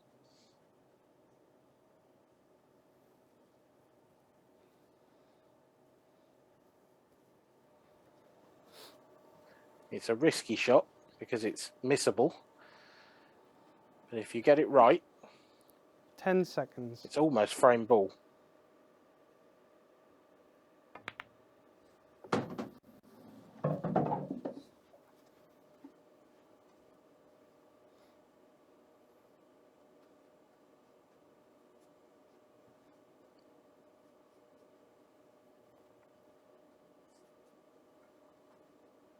I think the yellow in the centre of the table will sneak past the black as well into the left centre. They can attack that in a few shots' time. 10 seconds. If that's the case, that'll help his cause immensely, because that would be a tricky one to drop onto nicely. Yeah, I mean, I wouldn't say he's got a full pocket for that. But in these centre pockets, you don't need a full pocket. If he's got half a pocket, that's plenty big enough if you get right behind it. Another plant.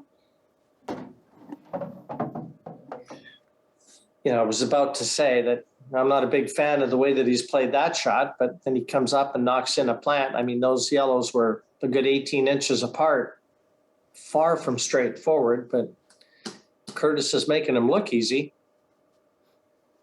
Again, it's 10 yeah, seconds. you are absolutely right. He's making difficult shots look easy.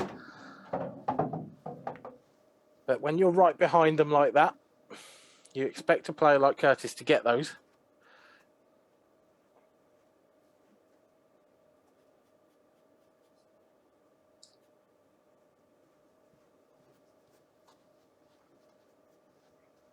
This is where that yellow that passes, as you noted, Dan, I think is I don't think is it going to help matters his to him. cause immensely.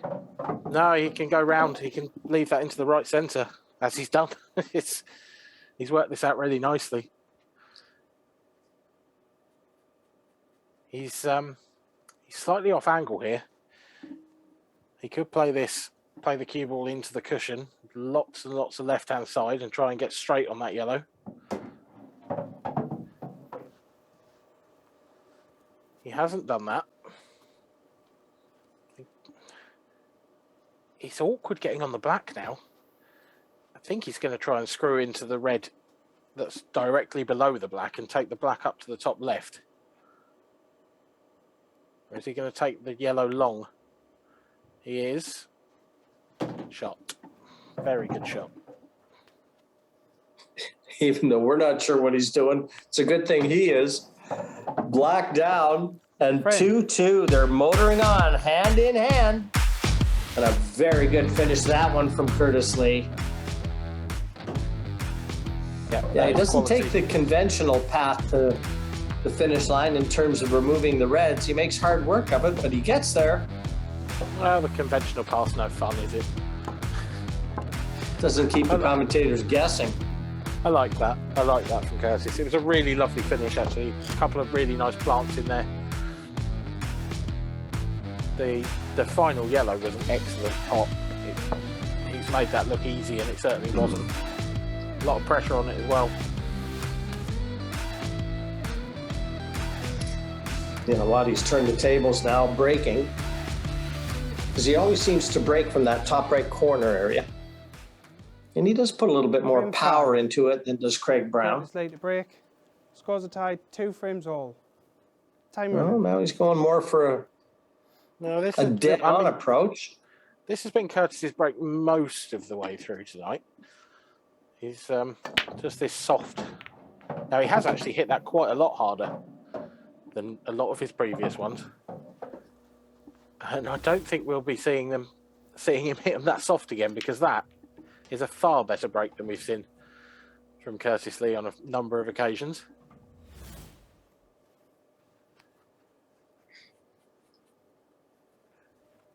Reds are quite nice. There was an option for yellows as well, because the one difficult yellow, he had a ball to knock that out immediately, so had a choice of 2 there.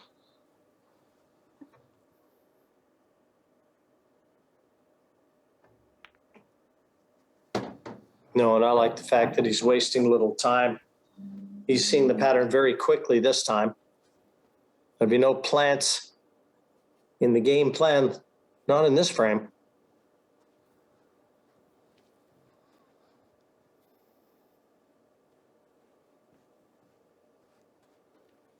He'd certainly like to hope not from here.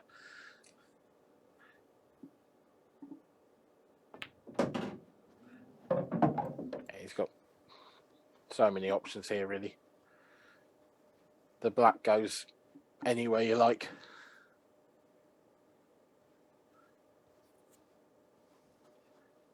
Should be 3-2 to Curtis Lee in a matter of moments.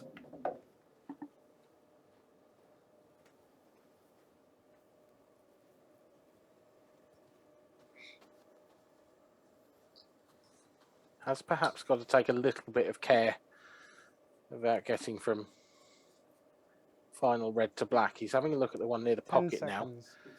Extension, please. Yeah, he's called his last red. Yeah, I figured he'd call his extension. I think for me, it really should be shooting the red up on the top end of the table because the red in the middle goes everywhere.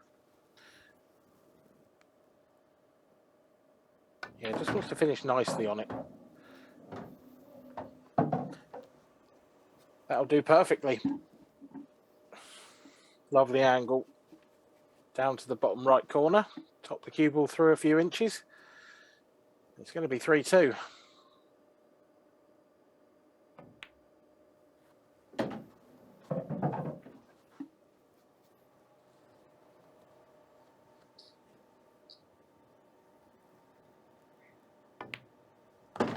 All manufactured by a great break. Curtis Lee to 3 before Craig Brown assures himself at worst a draw. He'll be greedy. He'll be looking for the win, and the win will put him in the catbird seat in this group. 3-2 to the grinder.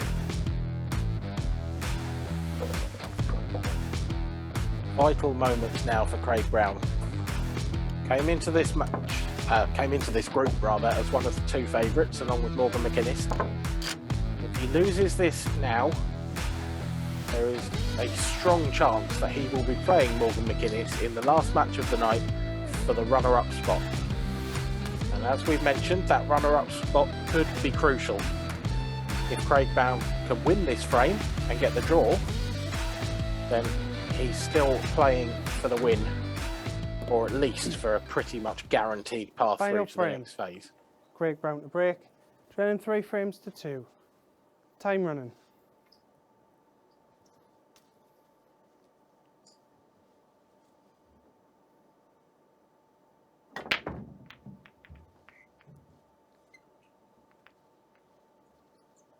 Well, a bit more power in that break, but no success. Yeah, a total change of break from both players actually in the last couple of frames. It worked for Curtis. It's had the opposite effect for Craig Brown. 10 seconds. But it's left a really awkward table. Extension, please. Doesn't really have a red to start with. And that yellow, in amongst those 5 reds and the black in the centre of the table, that's in a horrible position.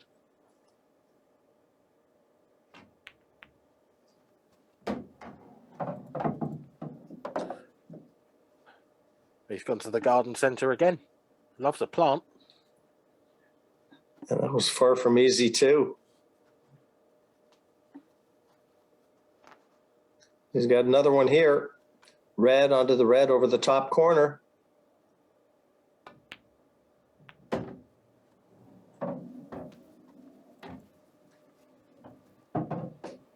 It's far from I'm not easy, too though. sure. No kidding. I'm not sure where that red, what his game plan is for that red nearest the black. Well, he can swing the cue ball into that area now. He's looking at this one in the bottom half of the table. 10 seconds. There's a natural angle to bring the cue ball into that area, but he might be trusting to luck a little. I'm stunned he didn't play that with more pace. I don't think he could have been precise enough there with the angle that he was attacking from to guarantee himself landing on anything. I'd have thought he'd have gone into those a bit. He's in trouble now. 10 seconds.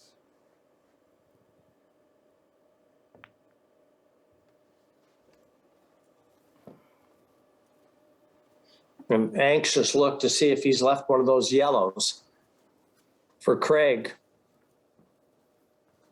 Very tight. I don't think he has. That overhead doesn't necessarily tell the 10 full seconds. story, but Extension, certainly please. doesn't look like he can get through there. Having said that, it's an easy safety shot here for Craig. He can just clip off the yellow he's closest to and put the cue ball in the bottom half of the table behind that wall of 3 reds, either side of the black spot.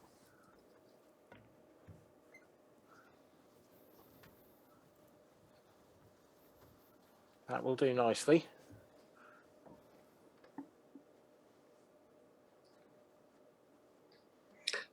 Pretty much in control here. Unless Curtis can provide us with a little bit of 10 seconds. magic that, well, I certainly can't see. Foul. 1 free shot, 1 visit. Time running. Yeah, I'm not too sure about that. I don't know why he's called the foul there. And I doubt Curtis Lee is. If he thinks he hit the yellow first, well, he didn't, because 10 the yellow seconds. came backwards.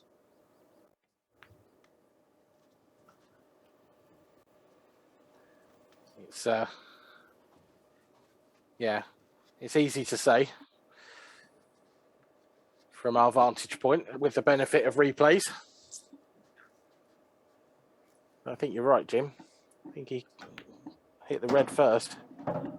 Well, I know Curtis looked at him instantly. He's have to say, well, what did I do wrong? He's probably not sure. Unless there was something we didn't pick up on, an infringement of other sorts. Unfortunately, we won't find that out for a little while, I suspect. What we will find out is it's a glorious opportunity for Craig Brown. One thing I would say is it was already a good opportunity for Craig Brown. Curtis missed that shot, and Craig was in huge control at the table.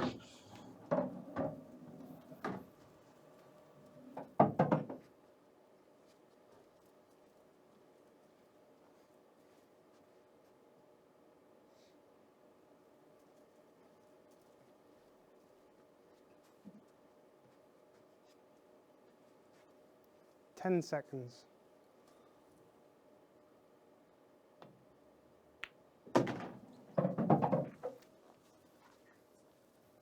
And the difference between a draw and a win here for Curtis Lee is almost negligible, because he still needs to beat Wade Morley in his last match.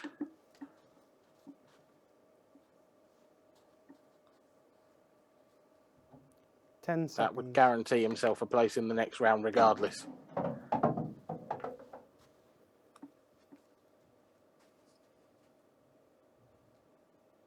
Still a couple more shots to secure the draw.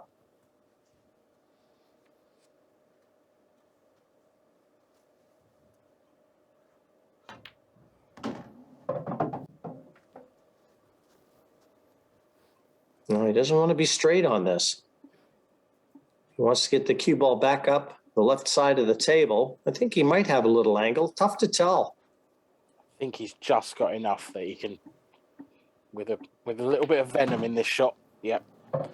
Bring the cue ball up table for the black.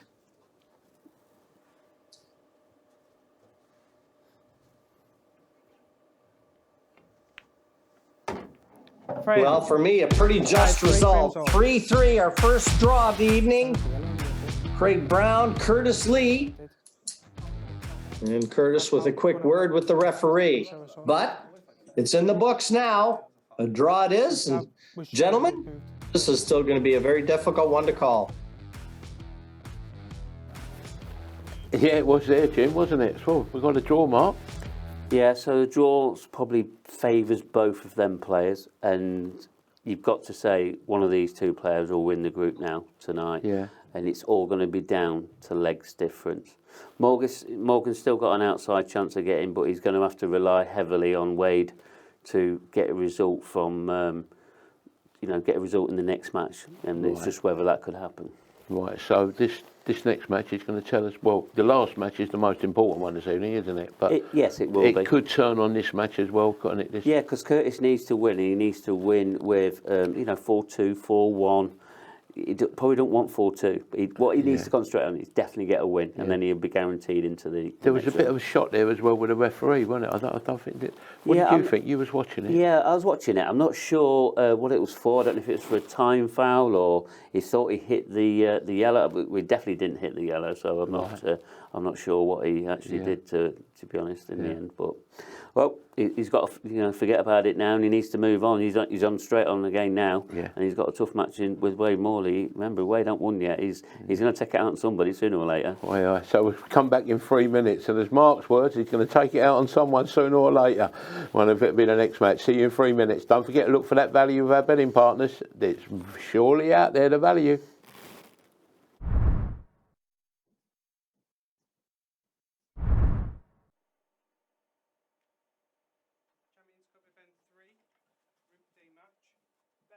Frames. First frame, Curtis Lee to break. Time running. So Curtis Lee with the controls in his hand. He's on 3 points right now. A convincing win here against Wade Morley. And his evening task will have been done. But cue ball finding gravity, top right corner. One shot, one visit. That brings the blade to the table. Time running. Oh, that's harsh. That's harsh.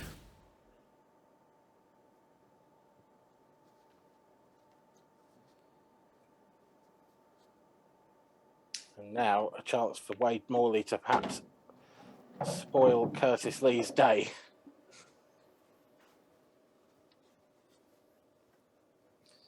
Well, it'd be a nice one to try and win against Curtis's break.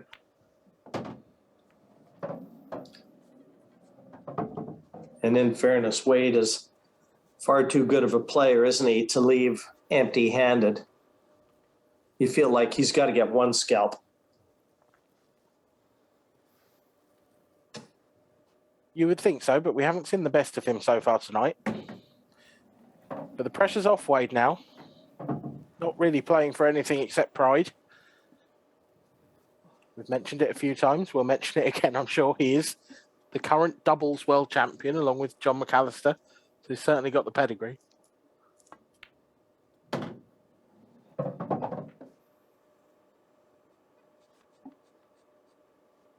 That's somewhat less than ideal, though. Didn't want to be this straight on this penultimate red. He's going to have to work really hard to leave himself a nice angle now on this last red.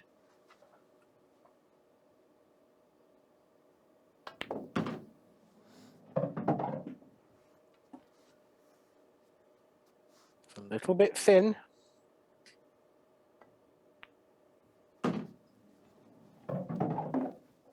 Beautifully played.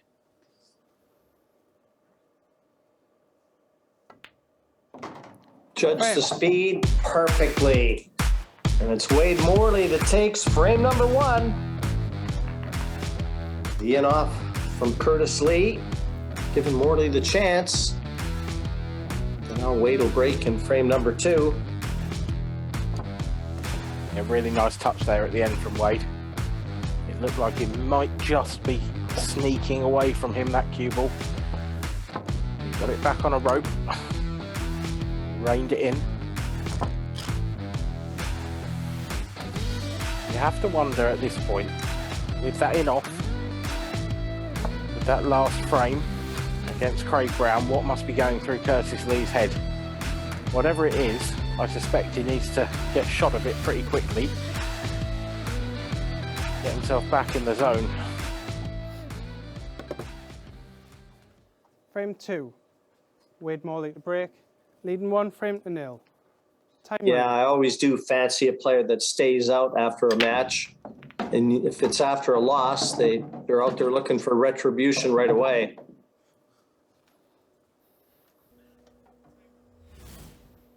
Well, that is about the best result Curtis Lee could have hoped for. He would have heard balls flying in all over the table from that break from Wade Morley, and then looked up to see the cue ball in a horrible position. And Wade with no choice but to turn the table back over to Curtis, so he will get a visit in the first couple of frames. I think Wade's left him this yellow to the right centre. There could be some value in 10 taking it on. But it would have left that problem area near the cue ball now. It's a nice shot, actually, from Curtis.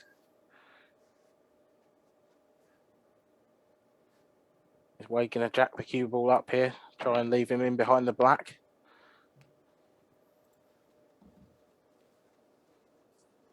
A little tap of the table, acknowledging a good shot from Curtis. But has he left enough of this red? Sorry, from Wade. Has he left Curtis enough of this red to be able to make it into the center 10 pocket? seconds. Oh, he's going cushion first. He's trying to pop the yellow, I think. Ooh. Timeout. Yeah, that was a bit adventurous for me. Time running. I mean, it was quite a big target to hit because that yellow's so close to the centre pocket, but he was a long way away in reality. I could see the value, but when you're 1-0 down and you need to win 4 of the next 5, is that the shot you take on? I'm not entirely convinced.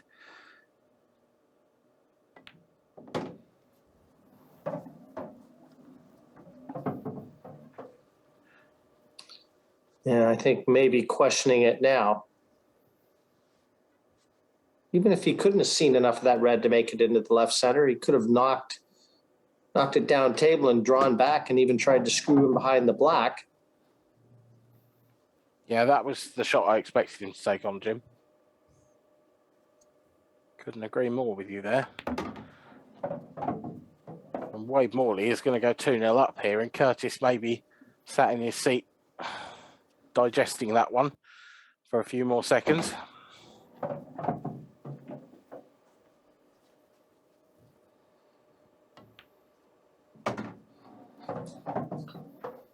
Yeah, when you've got a player that really has nothing to lose, the way Wade Morley is right now, and he's making it look like a walk in the park, it can take you off your game. As Wade Morley now 2-0 in front. And this match, much more meaningful to Curtis. Means nothing to Wade. As you said, professional pride, really, that's about it. Well, we'll see if Curtis can find a reply. He needs to get back on track and get some positive thoughts flowing in that brain. Yeah, he absolutely does. It may not be over here for Curtis yet. I mean, it's not over because he could still win the next 4. But a draw may still be enough. That would put him on 4 points with a positive frame difference of +2. That would, the way things are going, that would give him a very high chance of going through as a best runner-up.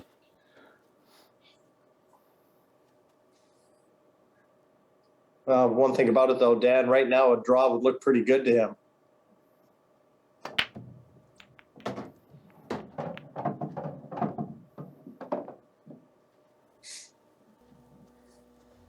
I think the odds of the draw have just increased a little bit in Curtis's favour. That's a very nice break. Does that red to the right of the black pass into the bottom right corner? If it does, this is a very good chance. If it doesn't, please. It's not a great chance. It's really all on that one. And to a lesser extent, the red above that. Oh, cue ball, cue ball.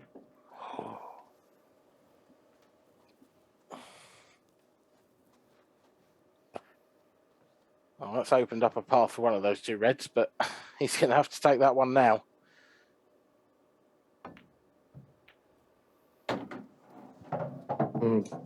Great recovery. As long as he hasn't covered that red that the yellow is finished nearest to on the left-hand side. Yeah, if he has, it would still drop into the centre. He's got a double next up. That's a terrific shot. So much more difficult to play those at a slow pace. You have to allow for the slide off the cushion as well.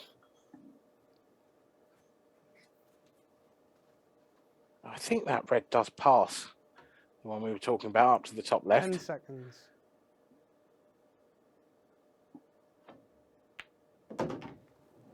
It will certainly go in the middle. That's beautiful control from Curtis Lee. This is a very composed finish when it looks like it looked in the previous couple of frames like his head might have gone a little bit.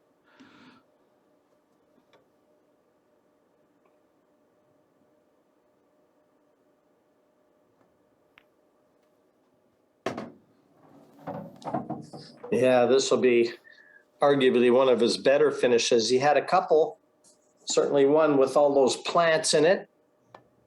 But he has played some great stuff at times. That's not his best positional shot, that one. Still expect to get him.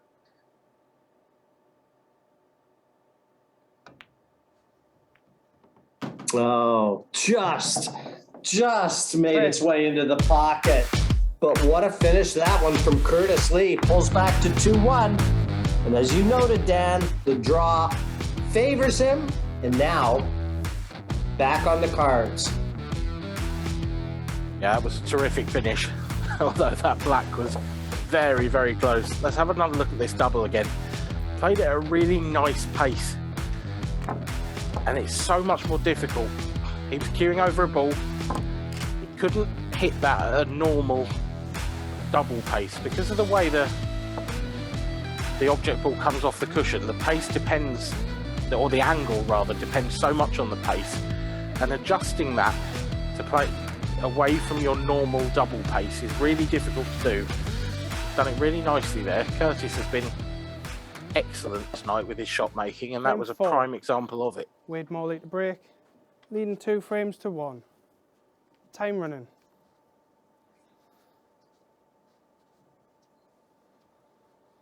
Still Wade in control.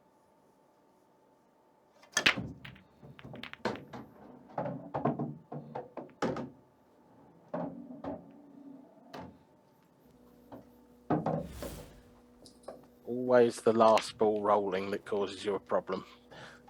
That's how it seems anyway. And that yellow up to the top right from this camera angle has just caused a bit of a problem for Wade Morley. 10 seconds. Reds were in perfect position were it not for that. He's still taking them on. Does it pass? I don't think it does. I don't think it'll pass, but I think it might go cushion yellow and in. Talking about the red nearest the bottom right corner.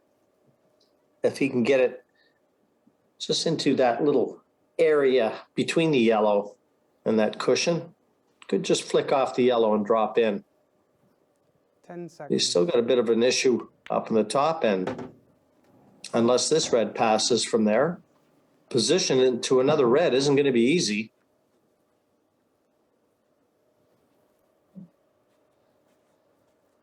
No, he could screw this back off the yellow and try and bring the cue ball back up that right-hand side of the table.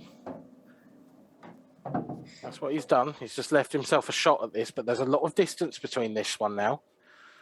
If he is playing that red off the yellow, that doesn't look like the nicest of angles to me. That looks like it might hit the yellow a bit thick and just hang over the pocket.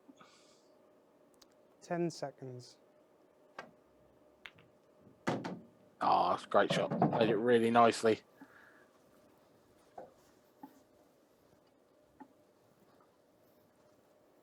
Yeah, those are the type of shots you like to be right behind, though, so you can control the white a little better, because he's still got a little work to do here.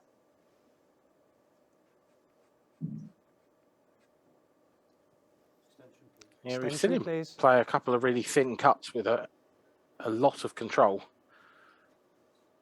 particularly in the first frame of this match. He's not looking at that at all. Perhaps it's a bit too thin. Taking this red up to the top right. Has the cue ball come out far enough? My body language tells me no. Can he swerve it? He might be able to swerve it.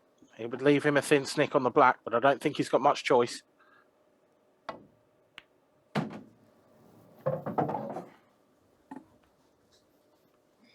Well, we're going to find out.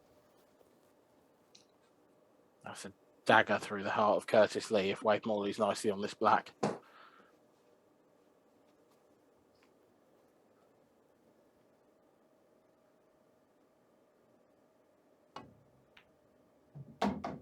No, he just matched. Where's this cue ball?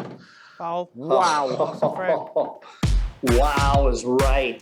I was just about to say he's just matched Curtis's best finish with his best, but the cue ball. It's always about the cue ball. 2-2. Well, you could argue that's what happens when you run out of position. You have to play a swerve shot, but that is desperately unlucky. He couldn't have hit it much more perfect.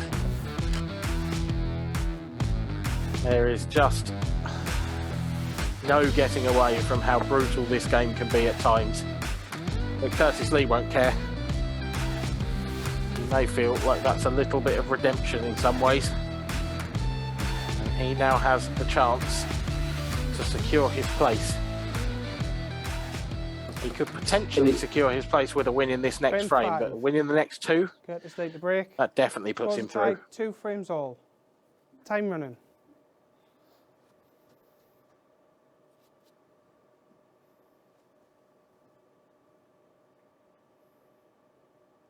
Now, what do you give for a break now?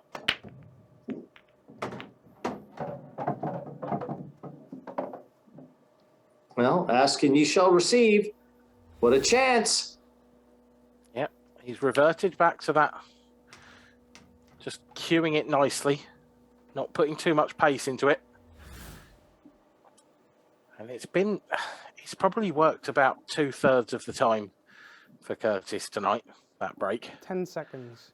And that's not a bad success rate. There's plenty of players who kill for that kind of success rate off the break. And every time he has played it well and made a ball, he seems to have left himself quite a nice finish on.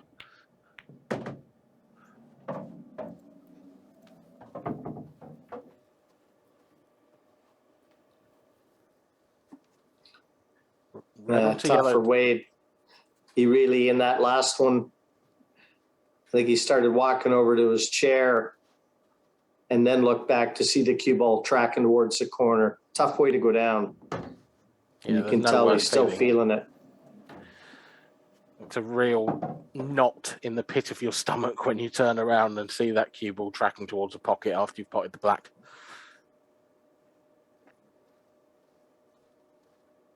He's got a nice angle on this. Yeah, he's just left himself a little thin. 10 seconds.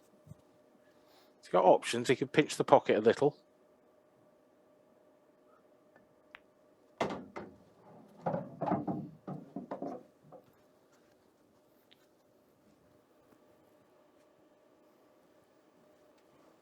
Needs to bring the cue ball back up the table. He's got to avoid that black, whichever way he goes, whether he goes past it on the left or the right.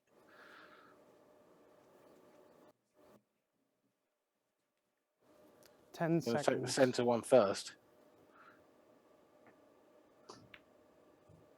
I don't entirely understand that shot, Jim. I'm not sure exactly what he was playing on. I thought he'd have taken the bottom of the 3 yellows and brought the cue ball back up table and then played that one into the bottom right. Where does he go from here? Has he got a double on? 10 seconds. He's been good at those tonight.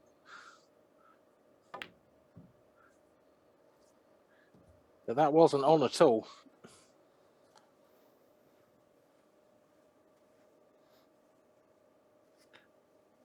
Very, very strange positional shot, that, from Curtis Lee. The only good news is he hasn't really left Wade anything to come to.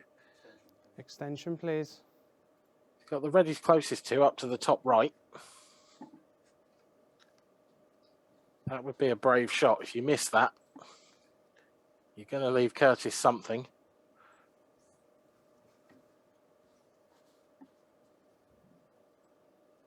Containment.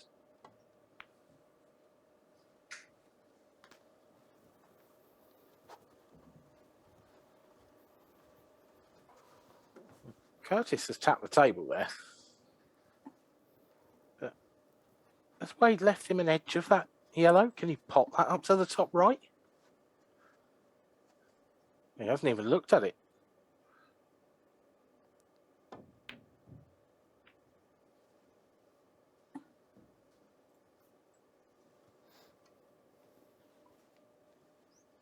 Well, it was a ways from a double if that's what he attempted.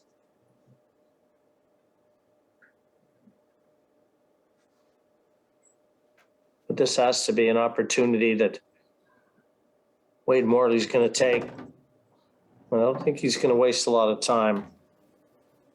Though he doesn't come with his best positional shot of the day either. He's going to be stretching to get to this one a little bit.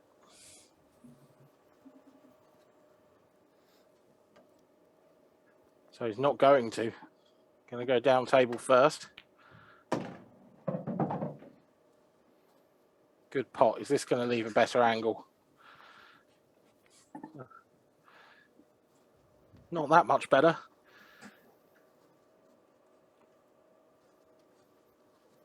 That red over on the right-hand side isn't all that pretty.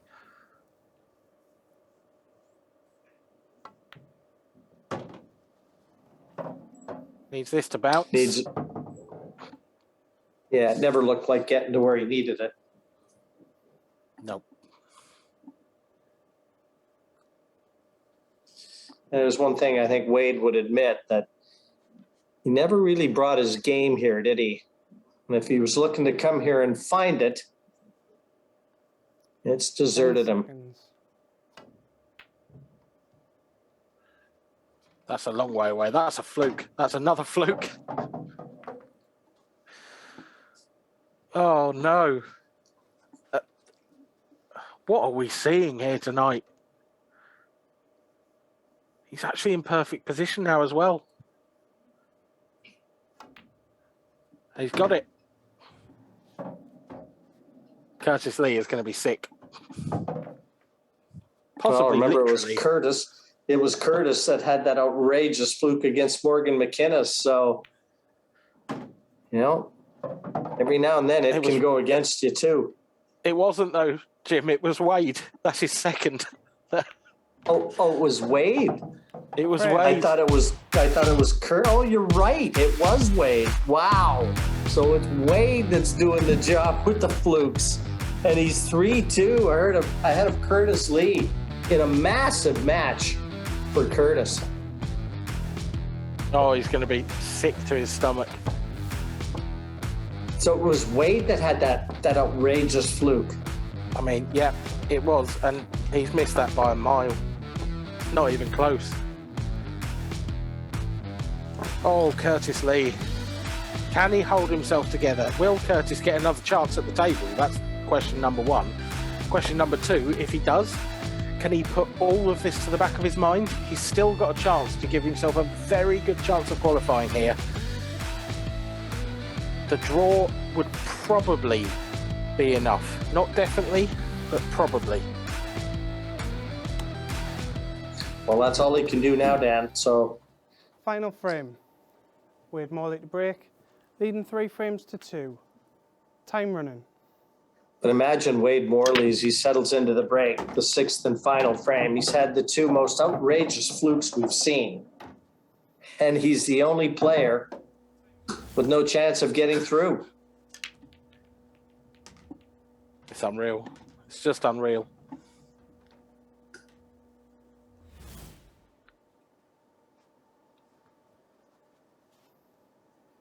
I don't think Curtis can particularly bear to look here. Wade's first shot's gone a little awry.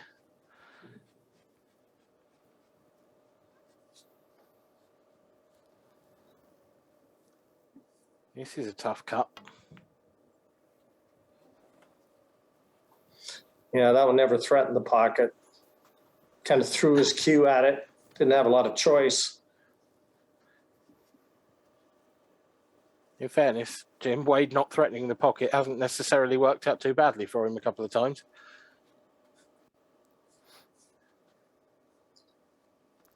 10 seconds. These yellows are Extension, not please. pleasant though.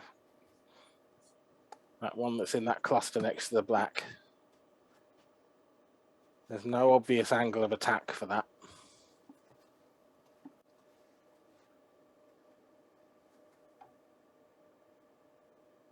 Two or three times tonight, Curtis has had to do everything the hard way.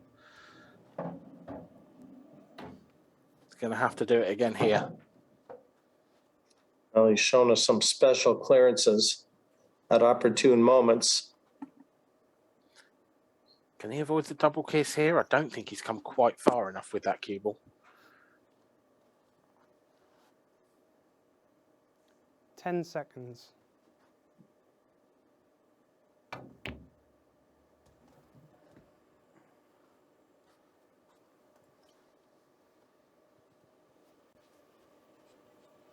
Yeah, I think he just ran out of ideas there, to be honest. Out of time and out of thoughts.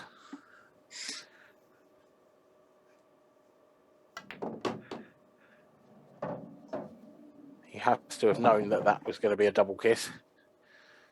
So he's now relying once again on a Wade Morley mistake. Well, he didn't have to wait long. No. I don't think Wade can get through to the red nearest the bottom left. No, he's overscrewed that. A couple of inches less and that would have been okay. Well, the yellow in the middle of the table next to the two reds, that's the problem ball for Curtis.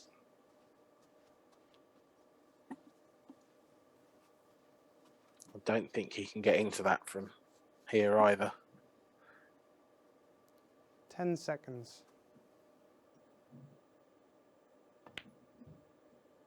Taking the double on. Tried to cover the pocket. Excellent shot.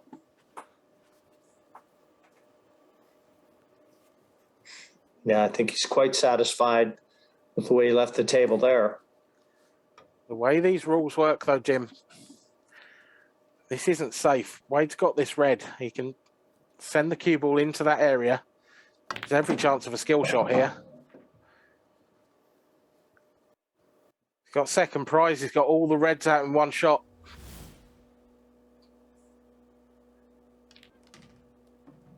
It's a superb pot, that. Look at the way those developed. He had a look at that. I wonder if that was in his plan to get that red away from the yellow. Yeah, he certainly had a look at where it was going to end up. 10 seconds.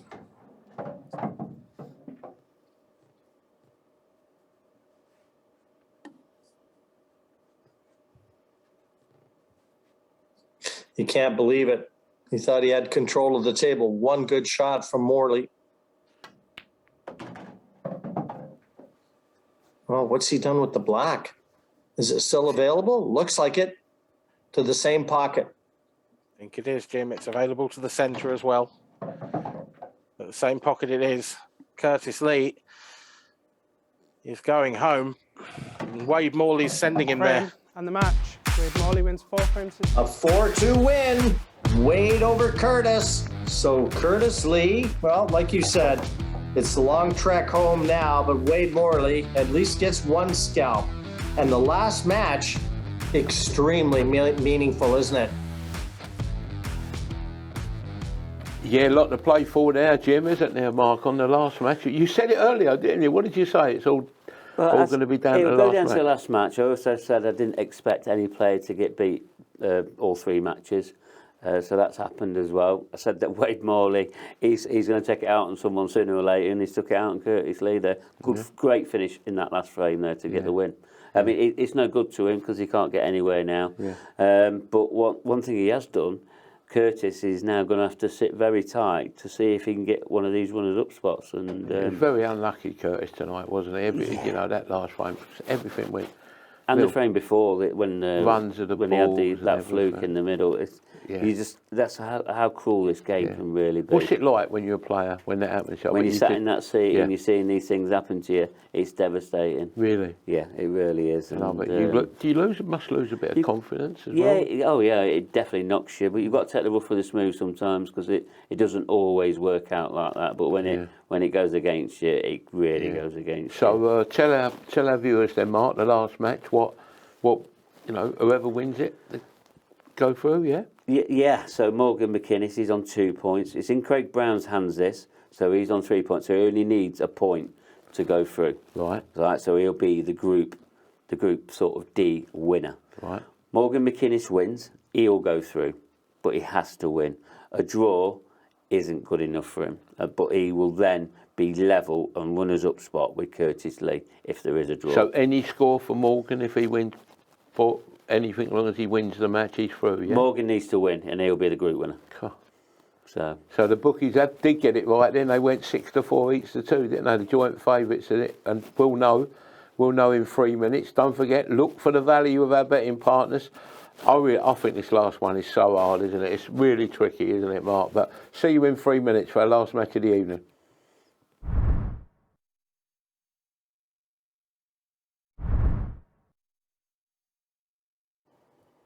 Champions Cup Event 3, Group D match, best of 6 frames. First frame, Morgan Mckinnis to break. Time running. Our last match of the evening, and as a player, all you can ever ask for is to have the controls of your own fate in your own hands. And that's just exactly what both of these players have in store here. So, Dan, we saved the best for last. Yep, this is the vital match of this group. Everything's worked out well for a grandstand finish. Morgan needs a win. He will top the group, and Craig will almost certainly be out of the competition. Craig just needs a draw. He needs 3 of the next 6 frames. But based on that break from Morgan Mckinnis, it may well be 3 of the next 5, because this is a great early chance for the young Scotsman.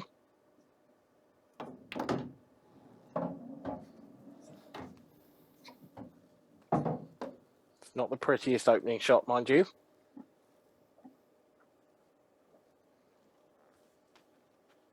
Was forced into taking yellows by where the blacks ended up, covering that red to the bottom left. 10 seconds. But they're all clustered together in the top right corner of the table.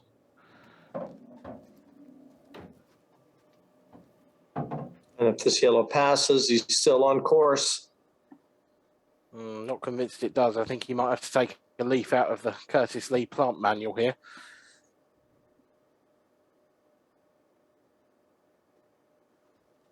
Very tough shot, but 10 seconds. I'm really not convinced that goes.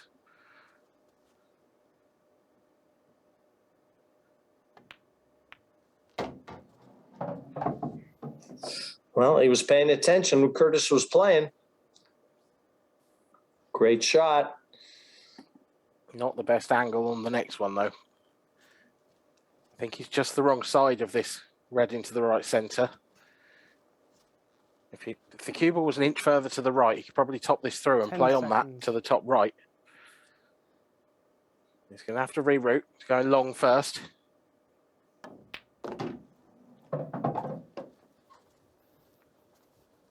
Excellent cueing.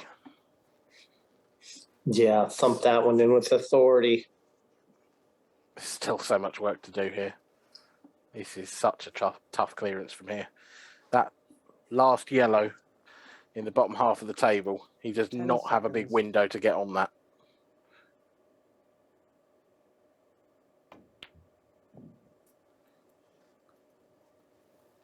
And it all just got a bit too much in the end.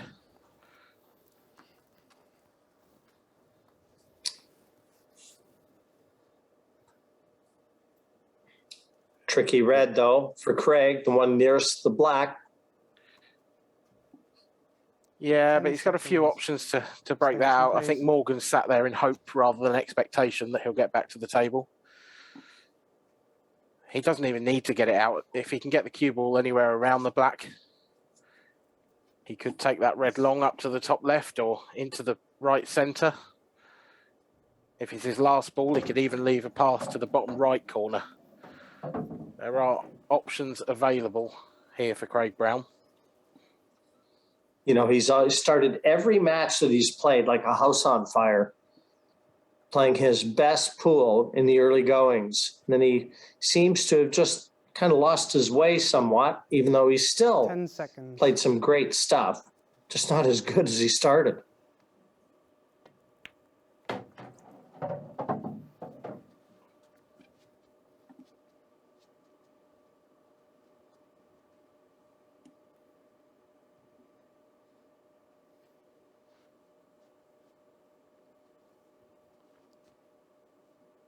Still looks a bit of a puzzle, this table. There's still...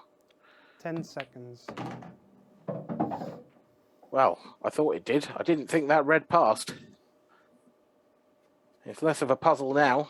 Just one good positional shot.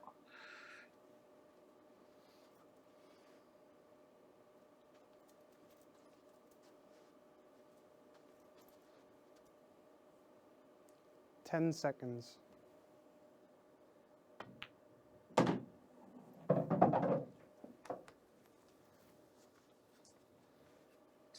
Could have been easier. Yeah, absolutely. Could have been better. Could have been worse. But if he drops this into the right centre, just needs to stun or screw off the cushion. Doesn't have to do too much work with the cue ball here. But he did have to make sure of the pot. And that's a big error from Craig Brown.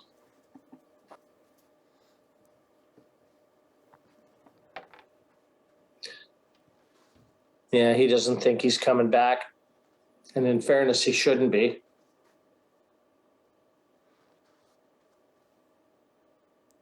Massive let off for Morgan.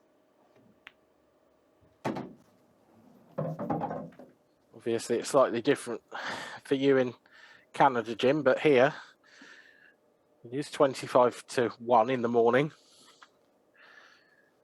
It would be easy for a little tiredness to creep in. Just wonder if that's the case with Craig Brown. It was a tired-looking shot, that. 10 seconds.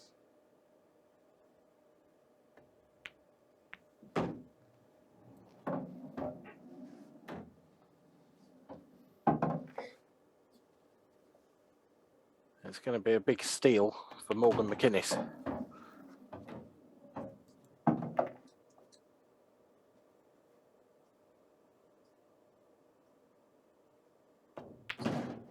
Yes, he may have given the frame up when he went to his chair, but the missed opportunity offered him, and he secures frame number 1. 1-0, Morgan Mckinnis over Craig Brown. Yeah, Morgan hasn't been in the same scintillating form that we saw him in the previous Champions Cup event, but he's done enough to get over the line against Wade Morley. He put up a good fight against Curtis Lee. He is still battling away for that group winner's spot. And both of these players are now 3 frames away from taking that spot and going through to the next round. They are also both 3 frames away from exiting the competition at this stage. Yeah, but it says a lot though, Dan, when you can win, when you know you haven't got your A game. Time running. It says a lot for you as a player. We'll see if Craig can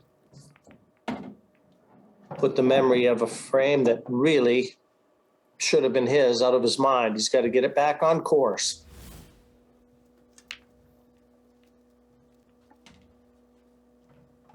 I think he thought those 2 reds closest to that right centre were going to knock each other away just for a moment. But they didn't. One of them dropped in. 10 seconds. Extension, If it weren't please. for that red on the left-hand side cushion, he'd have finished planning his route by now with Craig Brown.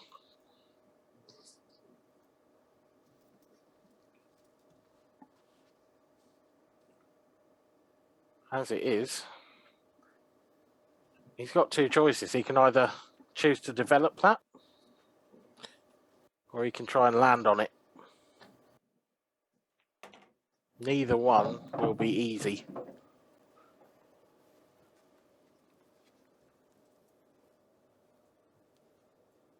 That yellow directly above it is going to cause a potential problem in landing on it, because if you get too close to that or you sneak past it, you could snooker yourself. 10 seconds.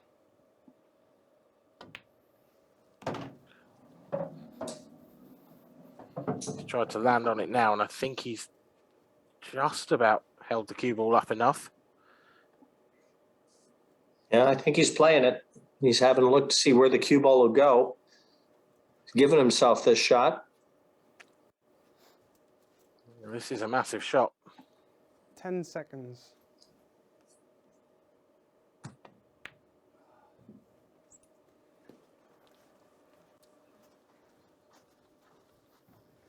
It's wide. It's very wide. It's hung over the jaws of the pocket, so it's causing Morgan Mckinnis a problem for the black. And the yellows are not in a nice position, but it's a visit to the table 10 seconds. for the Scotsman, and that's all he would have asked for a few minutes ago.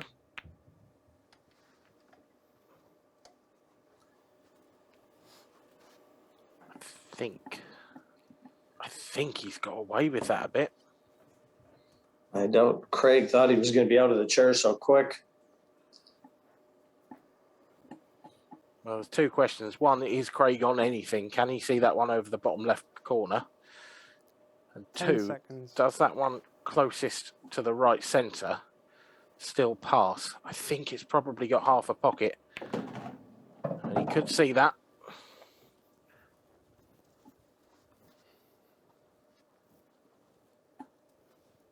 But if that red does have half a pocket, is he on it now? I'm not convinced. He's got a double on the furthermost right of the reds. Oh, well, if that passes up, that's a result. That red passing up to the top right.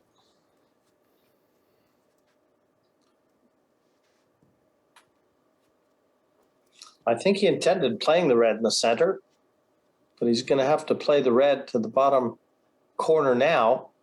And he's got half a pocket for the red to the center pocket next. Got to make sure he leaves it on. Yeah, it's on. He's on it. I think all he can do from here is drop this in and leave a tough black. Don't think there's any value in trying to get the cue ball any closer. I think he agrees with you, Dan. So a very tricky and very missable black to get to 1-1.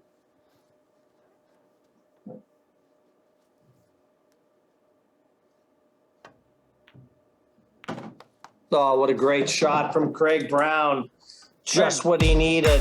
1-1 confirmed. In a match, he just wants a draw. He's just given himself a big chance at that.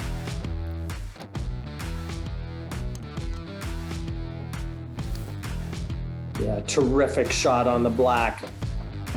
He knew it wasn't going to be easy, but he was up to the challenge. And I'm sure he was delighted to see that one go down. Really was a terrific shot.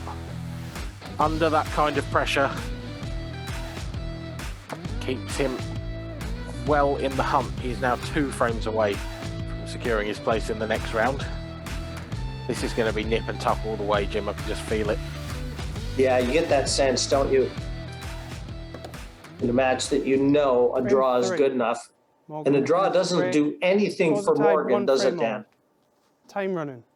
Does it give him a chance at possibly... Well, no, it wouldn't, I guess. Not really.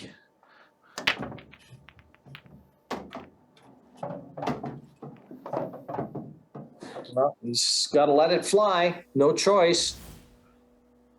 The good break.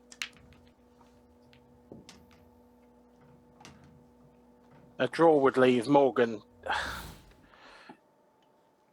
A draw would leave Morgan, actually, on exactly the same record as Curtis 10 Lee. seconds. But Curtis beat Morgan So that would put Morgan still in third place, I believe. So no, a draw certainly doesn't do anything for Morgan. He needs to win 3 of the next 4 frames if he's going to continue his journey in this year's Champions Cup.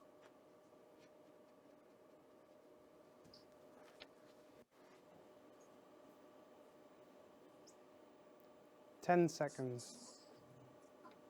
Corey Reese, Gareth Hibbett. They're at home, comfortable, enjoying the action. Their place is secured.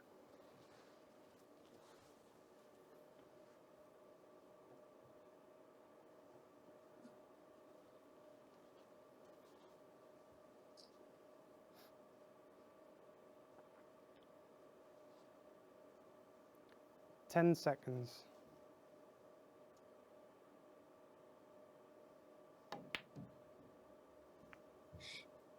Oh, not very often you get into a safety exchange with all the balls on the table, but that's what we're seeing right now.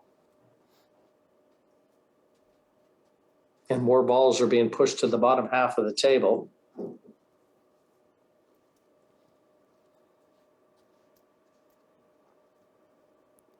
Ten seconds. Extension, please.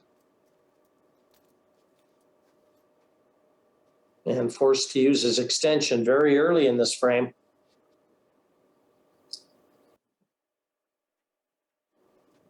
Craig has looked at his best when you've never heard that 10-second warning. When he gets on with it,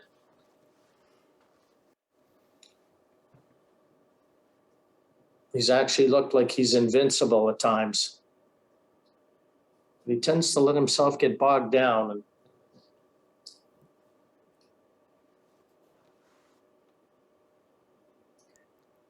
10 seconds.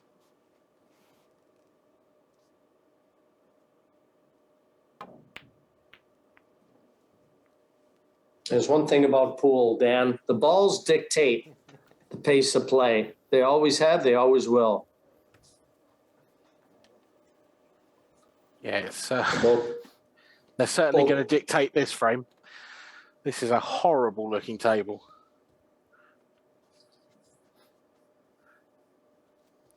Ten seconds.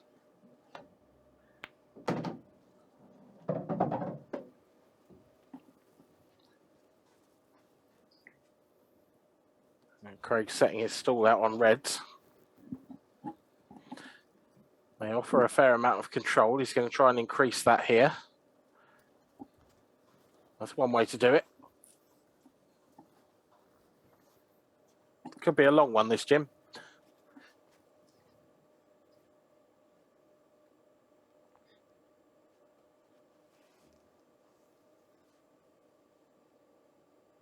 Well, it's a lot earlier evening in Canada right now than it is over there, Dad.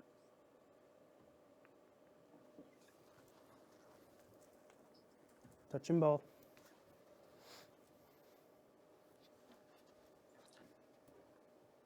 Yeah, my heart bleeds.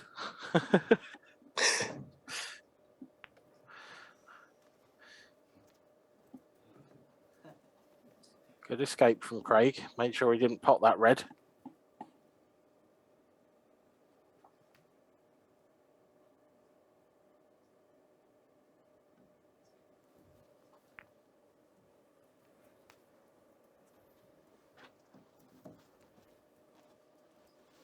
Reset shot clock, please. Yes, Morgan would have liked to get that yellow, I think, a little closer to the red over the pocket. Would have offered him the opportunity of a skill shot. This is such a tough situation for both players in such a pressure frame. Nobody's going to push the boat out here.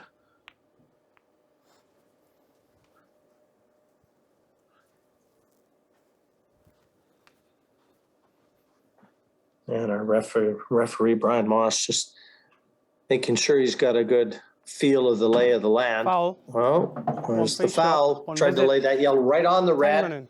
So even though he's standing at the table right now, just surveying the situation is Craig Brown. A little This bit is of a a cheeky chance. look there. Little bit of a cheeky look there from Morgan Mckinnis.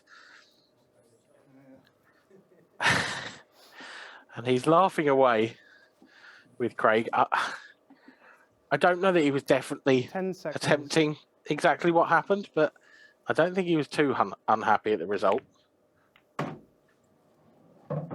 Trying to force Craig into opening things up now.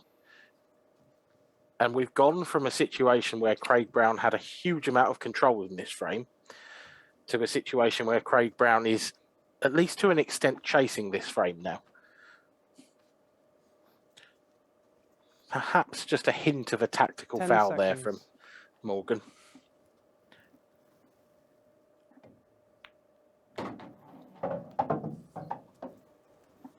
Well, that's a great shot. It was the only one he had.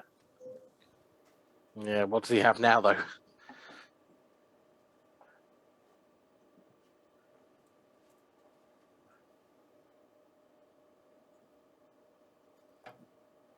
Ten seconds.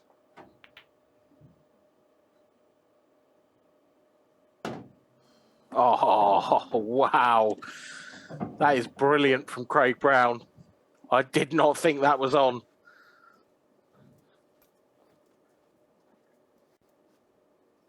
He has really pulled this one out of the fire. 10 seconds.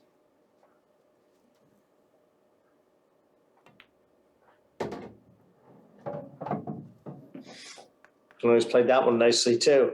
Made sure to come top side of that red. Now he can drop onto this black to the center, or even screw it over and play the black to the same pocket. He's looking at that as well. Got options here. Afforded to him by the angle he left on the last red.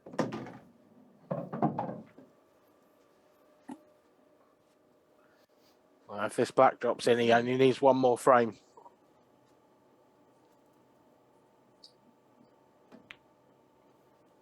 And down it goes. Great finish from Craig Brown there.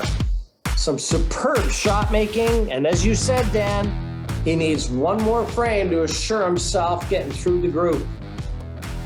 2-1, he leads Morgan Mckinnis. That is a terrific finish. Only Morgan will know whether he intended to knock that red in that Craig left over the pocket.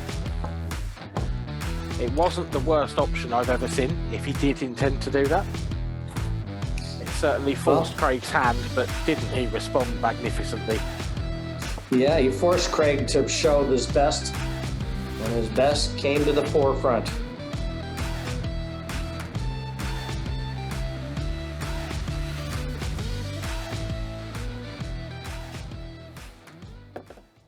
Craig breaking next. Frame 4. Craig Brown to break. Leading 2 frames to 1. Time running. He's going to have 2 chances to secure that point that he needs.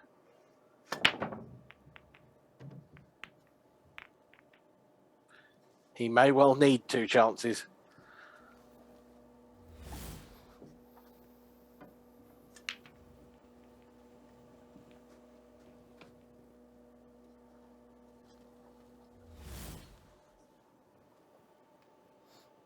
Well, the balls are spread nicely.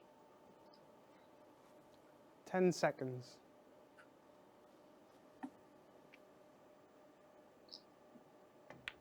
I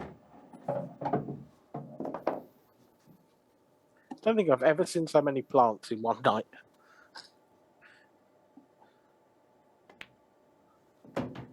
Yeah, I don't think this is going to take Morgan very long.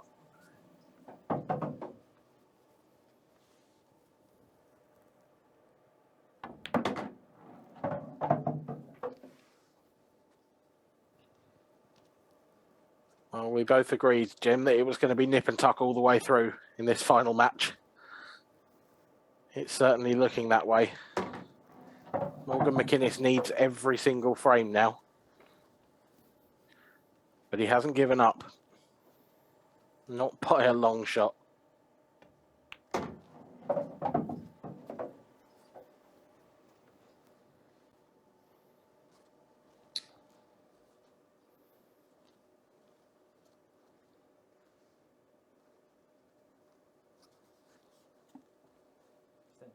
Extension, please.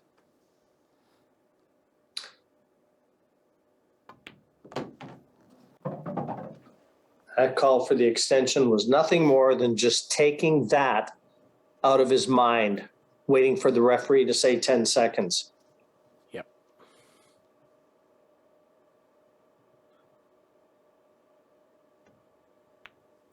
This black is absolutely unmissable.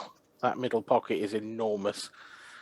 With that red right on top of it. Didn't need it. 2-2.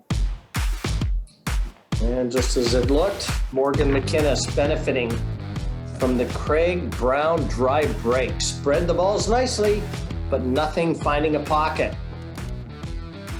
And so it'll be Mckinnis with the break in the next. And then, if he can force the sixth and force Craig Brown to have to win the last, well, everyone's going to be on the edge of their seats watching it. Come down to the last frame of the evening to decide who goes through. Just his never say die attitude, Jim. And this is why we watch pool. Yeah. You know, he arrived here in his interview. He didn't exactly exude confidence. He lost his first match.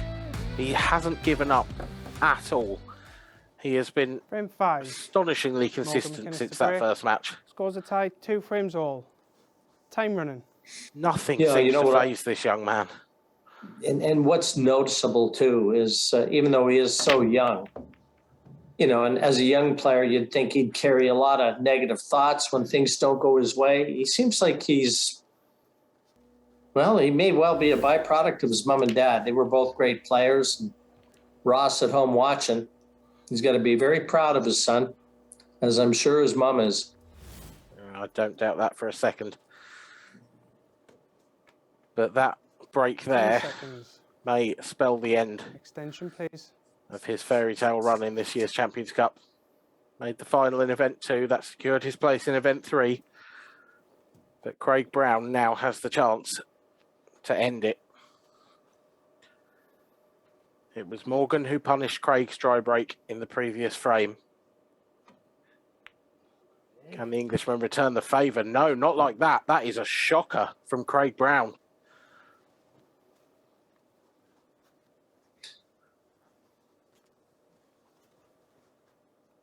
Oh, Yeah, things are happening here, Jim.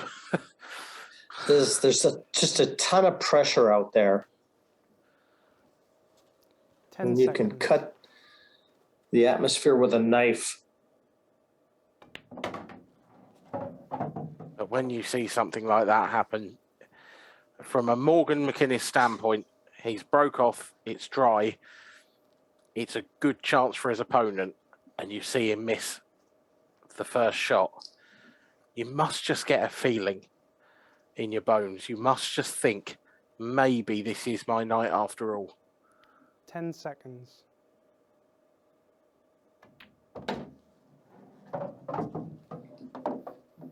Well, you can't overstate the fact that he just doesn't look like he's feeling the pressure at all, young Morgan. And that can be intimidating to your opponent. You know, he's smiling and enjoying it out there.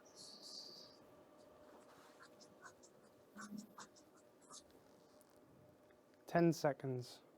It's the finish all us pool fans wanted. If Morgan does take these out, it's essentially a final frame decider to see who goes through.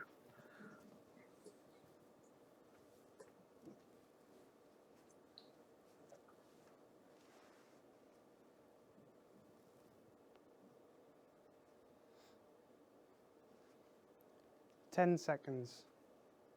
Been broadcasting now for over 4 hours. And it looks like it's going to come down to one single frame of pool.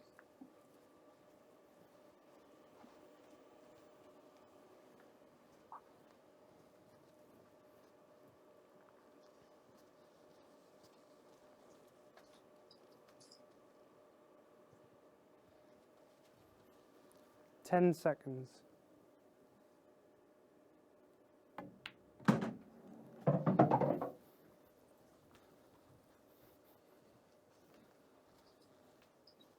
Just got to be a little careful here, though.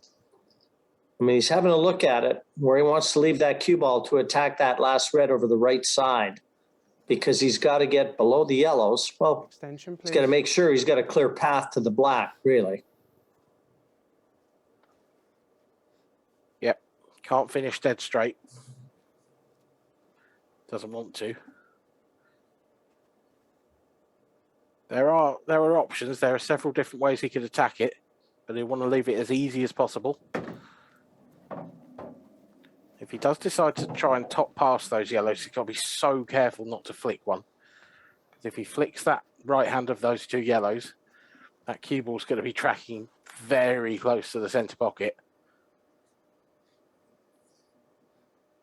Or could leave himself snookered on the black. 10 seconds.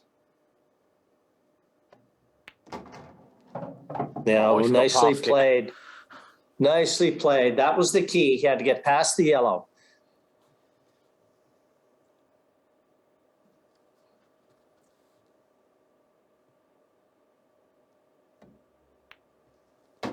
Gets the black, 3-2 in front. The young Scot is forcing the World Championship semifinalists to dig deep. And only time will tell if Craig Brown has the parts because it's a 3-2 lead to Mckinnis, and Brown needs this last frame. Well, the only good news for the Englishman at the moment is that he is breaking in this deciding frame. His break has been hit and miss all night. Gone with the cut break. Sometimes it's worked, sometimes it hasn't. It hasn't tended to leave open tables. It's tended to leave work for either him or his opponent.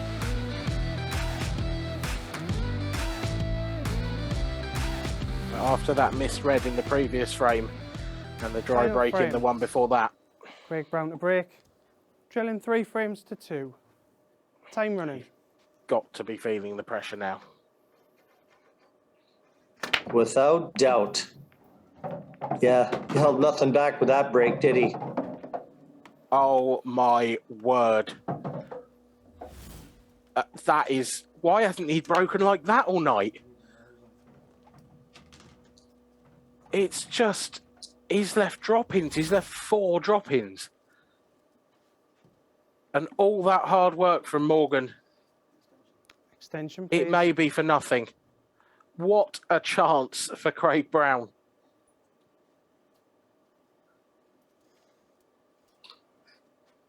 So that was the best break we've seen. We've had 5, 6, 11, 17, 23, 29. This will be our 35th frame, and that was by far the best break we've seen. Oh, that's the best break of the tournament, Jim. For that to come in as a deciding frame, 10 seconds. this is ridiculous.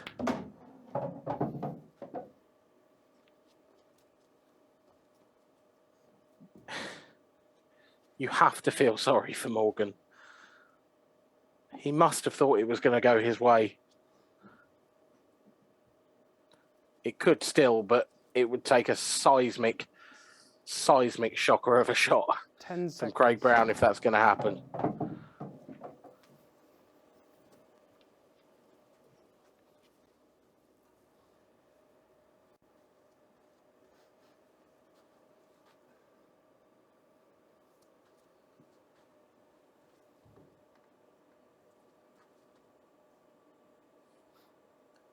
Ten seconds.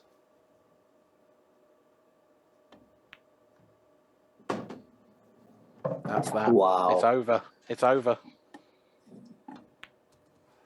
An absolutely superb Three break. frames all. And an even better evening of pool finally comes to a conclusion, and Craig Brown survives the scare and the Morgan Mckinnis challenge. Fantastic. The bookies got it right. The 2 favorites went tooth and nail right to the end. And Dan, we were the ones with the best seats in the house. But guys, it just doesn't get a lot better than that. Yeah, late night action there, Jim. Well done, mate. Good commentary, you and Dan Fairway tonight. And You said it will be down to the last match, and it was, wasn't it? Down to the last match, down to the very last frame. Because if Morgan had won that, he would have gone through. And Craig Brown, what a break that was in the final frame. He's been waiting all night to break like that. Potted 4 yellows off the break and left absolute drop-ins. And Craig Brown, who got through to the semi-finals as well tonight, I think there was a little bit more. He hasn't brought his top game to the table, has he, Mark? No, he hasn't. He hasn't brought his end game, but he's done enough to get over the line. And he's been very steady the way that he's gone about his work tonight. And I think he'll be pleased the way that he's got over the line. But he needs to pick up his game for the semi-final stage. And the runner-up tonight, will he go through to the final? Or? Well, we've got to get some abacuses out again and calculators, because it's going to go down to break percentages. He's level with Jason Hill, who's the second best runner-up. With nine frames and 9 legs, etc. So they've all gone level. So it's going to be interesting to see whether it's Curtis or Jason Hill who sees it stops in that second best runners-up spot. So we'll know tomorrow night when we get. And talking of tomorrow night, our 4 players tomorrow night, Mark, who we got? Yeah, so tomorrow night we're going to have Gavin Robinson, Steve Thompson, Snakey, Alex O'Donoghue and Dean Shields. That's another very interesting lineup. 4 professional players. And it's a hard one to call. It really is. Who'll be favourite there, Mark? With the bookies. It's going to be interesting. I think I've put it on my pickers' picks about. It's really interesting to see how the betting partners will go with this. But I think Dean Shields might just edge to be the favourite tomorrow. But there's nothing in it tomorrow. There shouldn't be a lot in it. Definitely not. Yeah. Alex is an up-and-coming player coming through. Gavin Robinson, he seems like he's been about for years. The Rocket. You'll see some facial actions tomorrow and all that. And then Snakey, another North-East player, and he can do some damage himself. Yeah, do you know, it's funny, this event 3 that we've had so far, I think every favourite's won. Yes, yeah, they have, in a nutshell. Yeah, we had Dunster, then we had Barley, then we had Dan Davey, and now we've had Craig Brown. But it was a bit of an even. So it was even when it to that with the favourites. So between Brown and Mckinnis, and Craig Brown, he's got over the line. He's in the pot. Yeah. So we've had the first 4 favourites. I don't know about tomorrow. How Mark's talking could be really, really tricky. Big, as we say all the time, every night we have the ball. Big thank you to our production team, Jim White and Dan Fairway. Fantastic job. Our referee Brian Moss tonight, the governor here, Mark Pickworth. He don't get many things wrong, does he? He said an outsider will win, and everyone in our pool public, without you, we haven't got a show. We'll be back tomorrow. Mark's going to be a bit tricky tomorrow, and I promise you, I'll have a proper nice shirt on tomorrow for you as well. Good night, and God bless you. Good night.